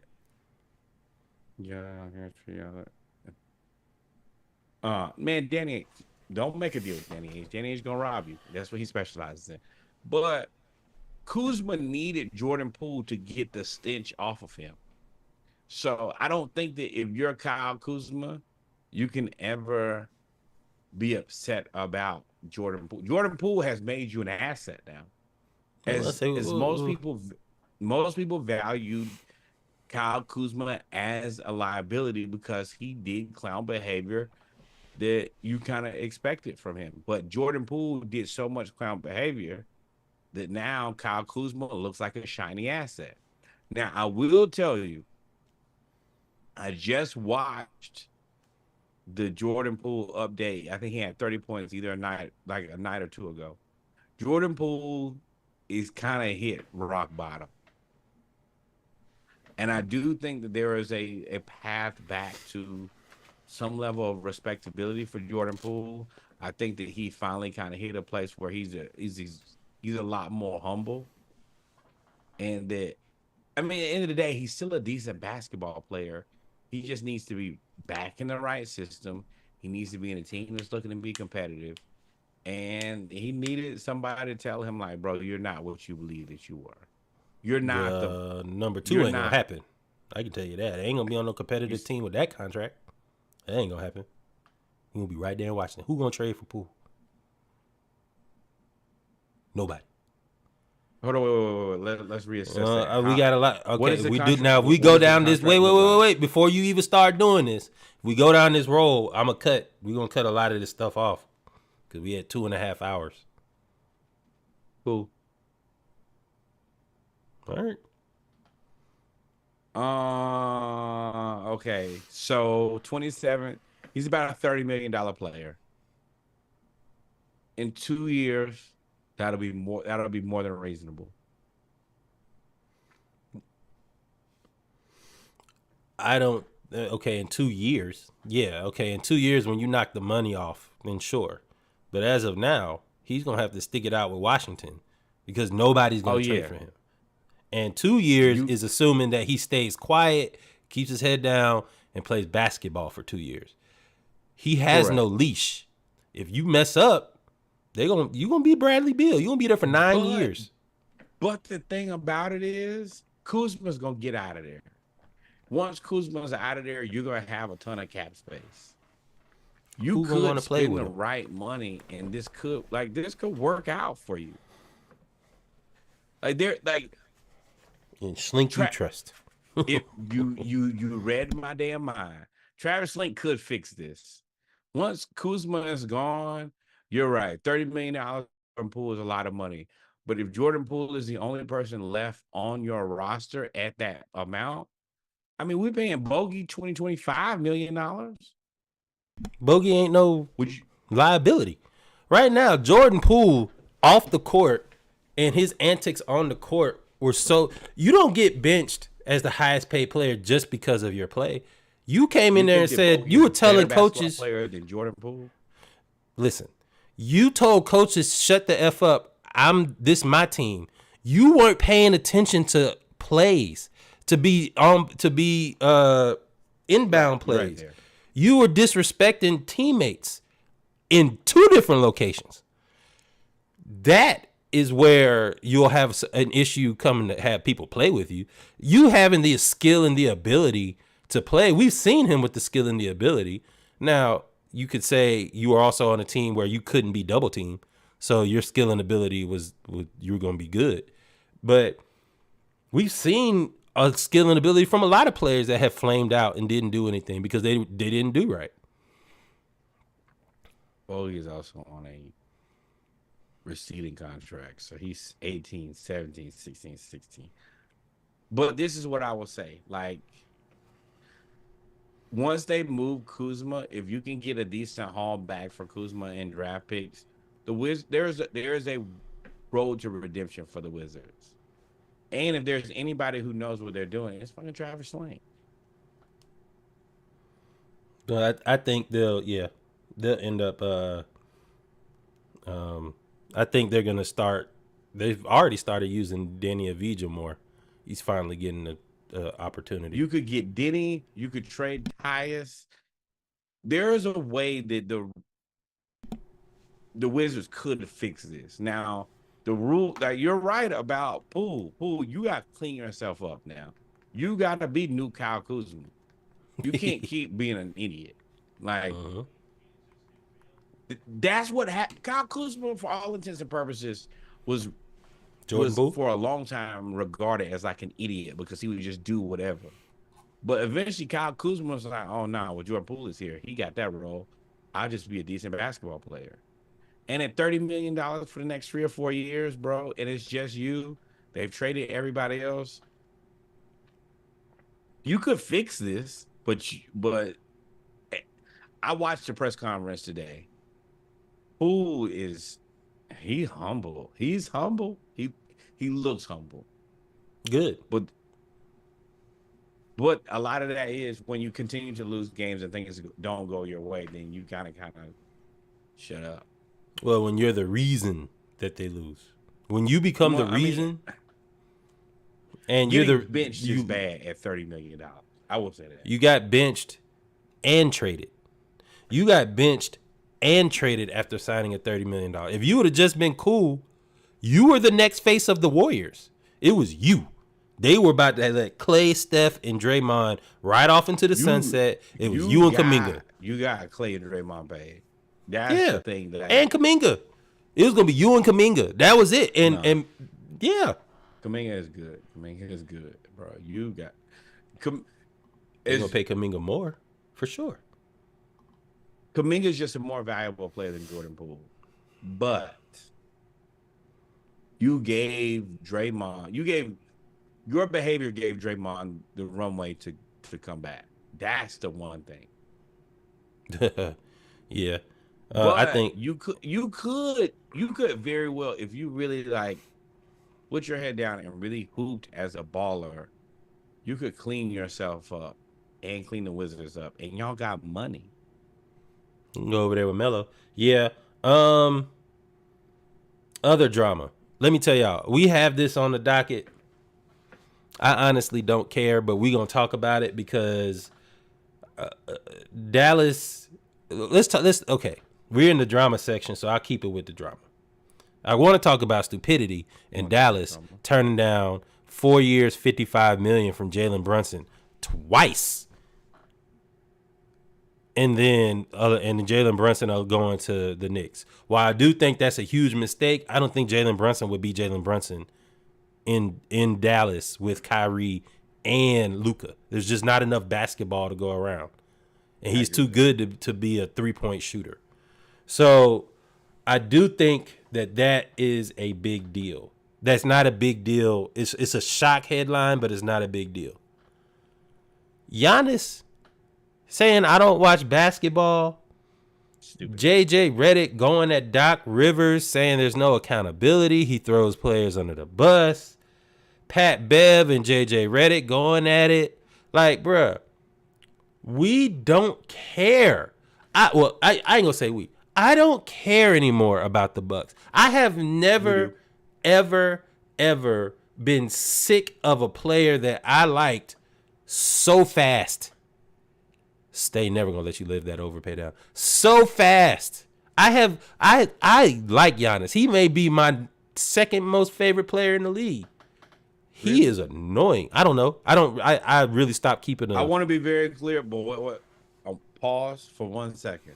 I was wrong about Jalen Brunson. Is this my camera right here? Mhm.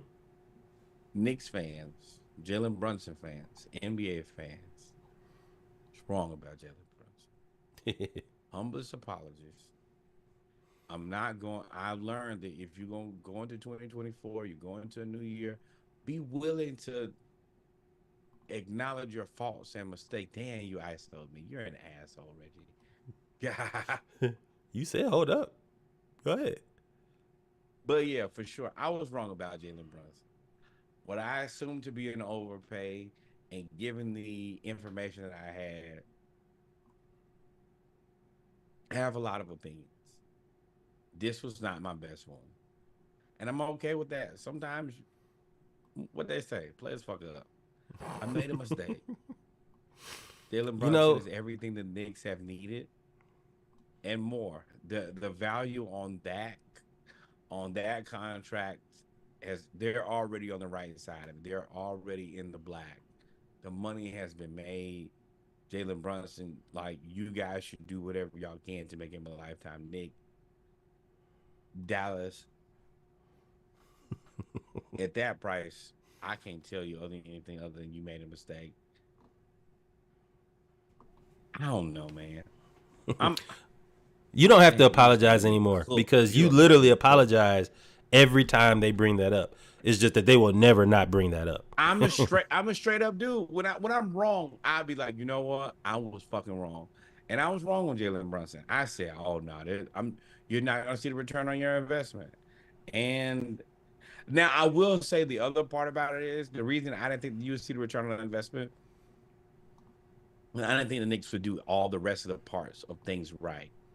And they That's did. true. They did build around him to get the most out of his Like, potential. they went and got OG Anunoby. They got rid of Evan Fournier. They kept Julius Randle. Mitchell Robinson is good. You don't go into that thinking the Knicks are gonna make a bunch of good decisions. I think that's like, hold it against me that I was wrong about Brunson. You also don't, let's be real here. The Knicks are running a better organization than the Hawks are. They're picking players more intentionally. They're strategically looking at what they have and making better decisions. I didn't expect that. But I'm used to Travis Slink running the Atlanta Hawks and not the Family Feud. So yeah, you're right. And it's ghetto over here now, and it makes me sick. Go ahead, go back to ISO. Let's go. No, go back ISO me now. I'm mad now.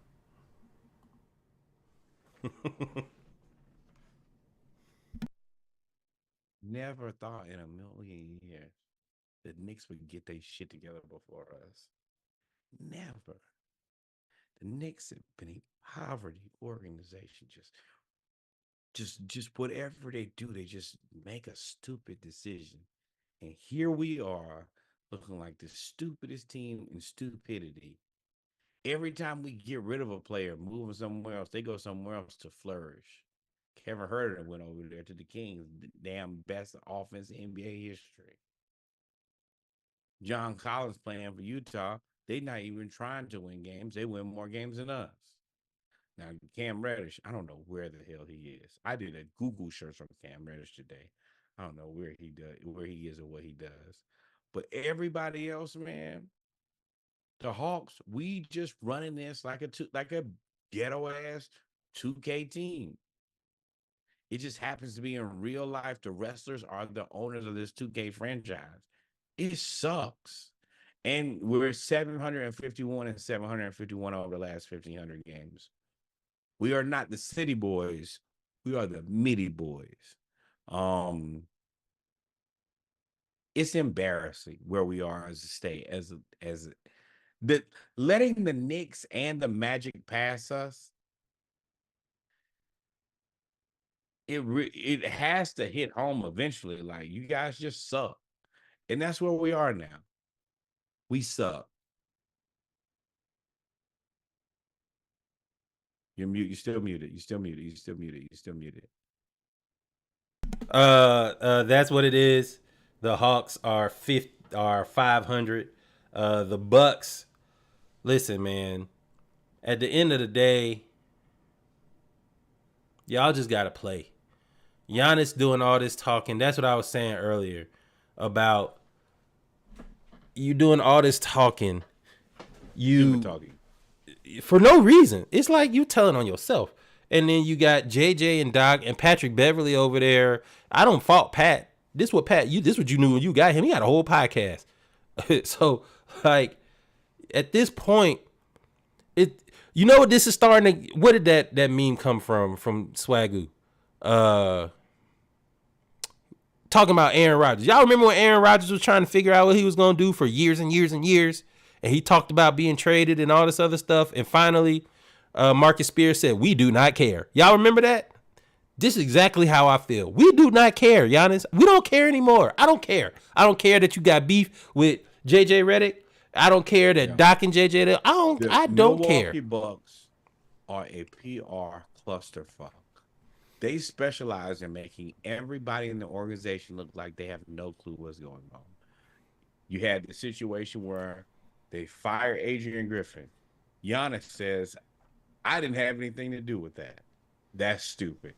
Doc Rivers says he advised them as the advisor before he got the job. You shouldn't do that. Now you lose these games in a row, and it doesn't look like you have a hold on your organization. And then Giannis says, "I don't watch tape." Well, we all know that what happens.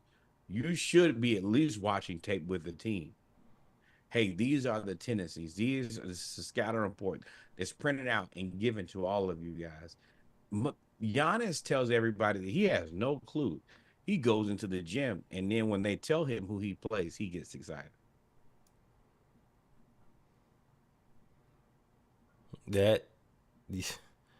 And the thing is, if they would just be quiet and have just played, we would have shot him bail. They don't have Chris Middleton, right?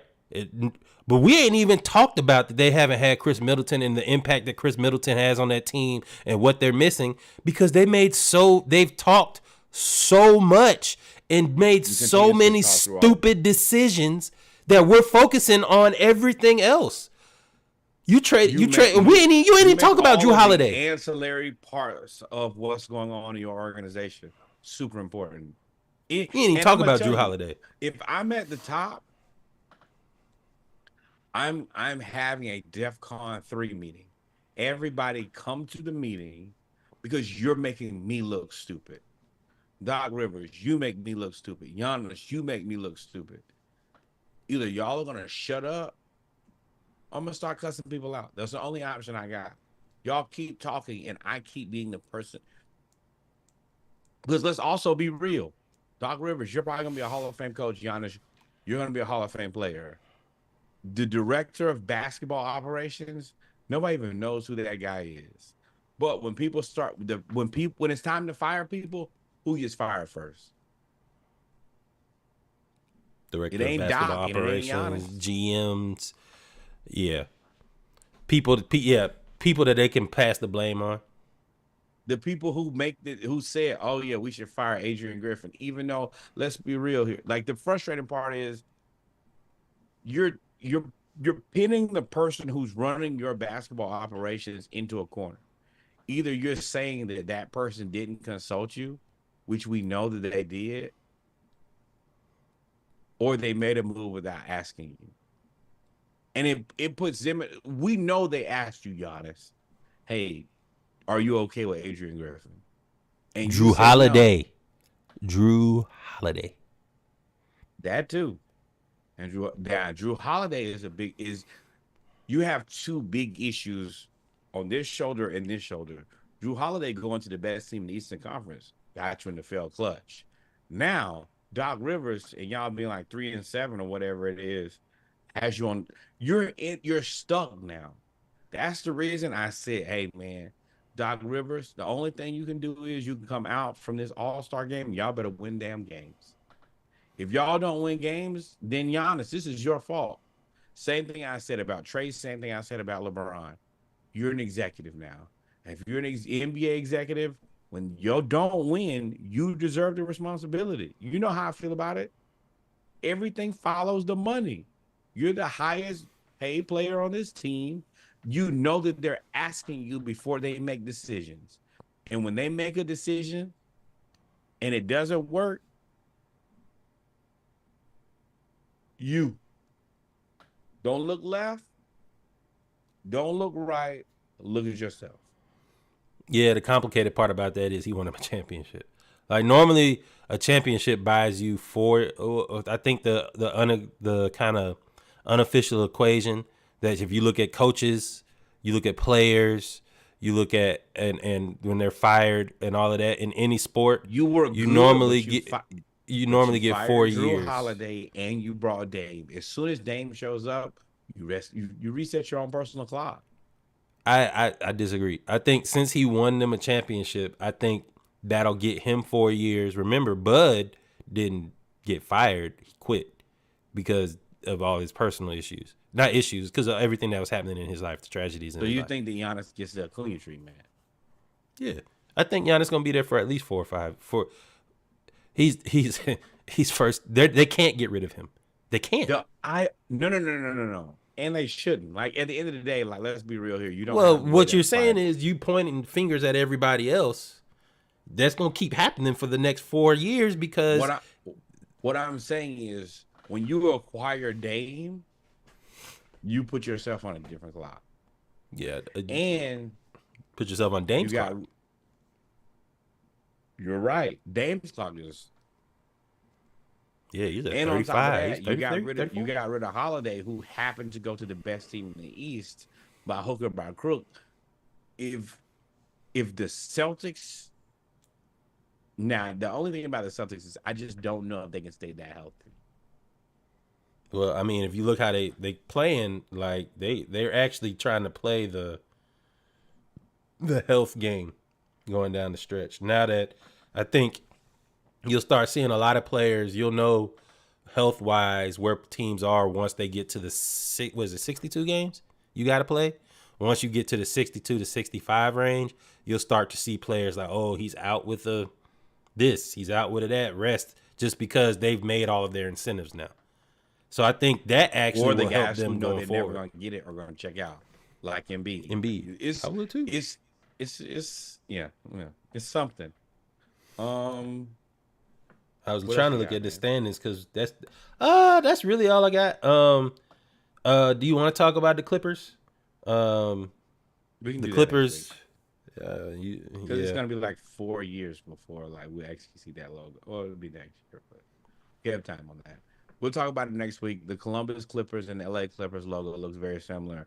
You guys do your homework, look at it, tell us what you think, and by tell us what you think, agree with us because it definitely looks the same.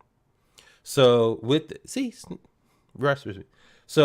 that being said, ladies and gentlemen, we have come to the end of episode 140 of the Splashcast Monday Night Raw. Just to say, Boston right now is 1, Milwaukee is 3. So the only way that they could play right now, 3, 6, 4, 5, 1, is they'd have to play in the Eastern Conference Finals, which would be great. That'd be must-see TV. But like I said, we've come to the end of episode 140 of the Splashcast, the Around the League edition, Monday Night Raw. We appreciate everybody for tuning in. And if that really was you, appreciate it that you tuned in too. It is what it is. We done had the international people show up. We done had Kobe show up. Now my stage to my people. And the Raptors got a pizza party for winning 3 games in a row. Congratulations to those guys. In real life? Toronto Raptors head coach pledged to buy team dinner after winning 3 straight games. Raptors pizza party goes viral. Yes. They are just like real people who work a regular job. You The Raptors aren't good. accomplishment. Hold on. Now, you see, we were supposed to leave. Now, let me tell you how quick I'd be putting a trade request. You told me after these millions of dollars that you make that you would take us for. I don't know why you would promise How much dinner anyway. What do you think the Raptors and the Hawks are? What's the difference? What are you talking about? Both bad teams. You can't get mad with for the Raptors for being trash and then look at your own. I'm not mad at the Raptors for being trash at all. I'm mad at the coach for making all that money and promising them to a dinner. What's his name? The coach, player 22. Remember that? Time out. Shout out to my Uncle Curtis, man. I talked to him a couple days ago. Y'all who are real followers of the podcast, y'all know him as AKA Uncle Curtis, AKA Fire the Coach. He told me to tell y'all what's up. Fire the coach. Doing well. Yeah. But now, yeah, I had to tell my aunt, I was like, you are a podcast celebrity. All of my friends and homeboys know you as Mr. Fire the Coach. So yeah, I'm happy. I'm happy for that. I had a chance, really talk to him for a little bit. But yeah, outside Detroit. of that, yeah, Raptors, Hawks, same thing. They cheated Detroit. Oh, with that being said, Noah, we didn't miss anything. Take us out. They cheated. Oh, they cheated Detroit. Man. Fantastic. And I'm not watching any of this live, so go ahead. I mean, let's be real here. It's the Pistons cheated. You aren't winning anything, bro. I got 8 wins. You mean to tell me I had a chance to get the 9th win, and y'all cheated me out of it in New York, in Madison Square Garden? Yes, it makes more sense. Yes, Buffalo Wild Wings. Everybody was more happy when the Knicks win and the Pistons lose.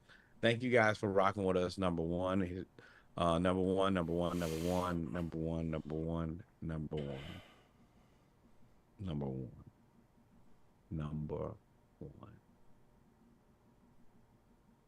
Thank you guys for rocking with us. More Cowboys and more Cowgirls. Boy, I had a brain fart.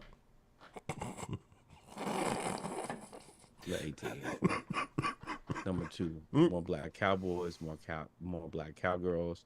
Number 3, the historically Black college universities your cousin went to, your auntie went to, your uncle went to, the person you used to sit in the back of the church with. Whoever that is, send some money to that university.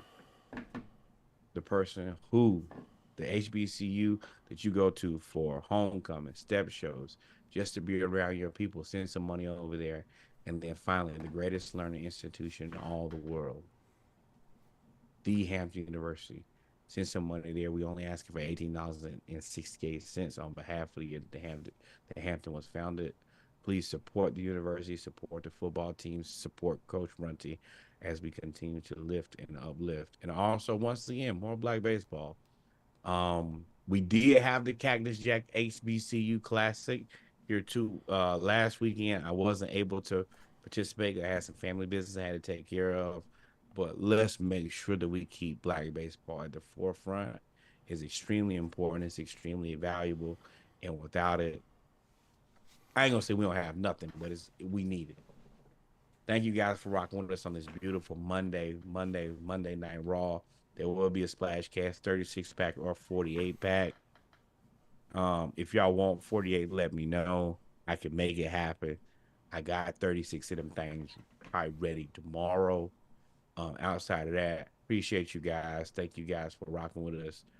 And it's a weird time. Falcons trying to figure it out. We need a quarterback. Trae Young hurt for the Hawks. And the Braves have 10% of the best players in the world. Peace. We out of here. Love y'all. Stay safe.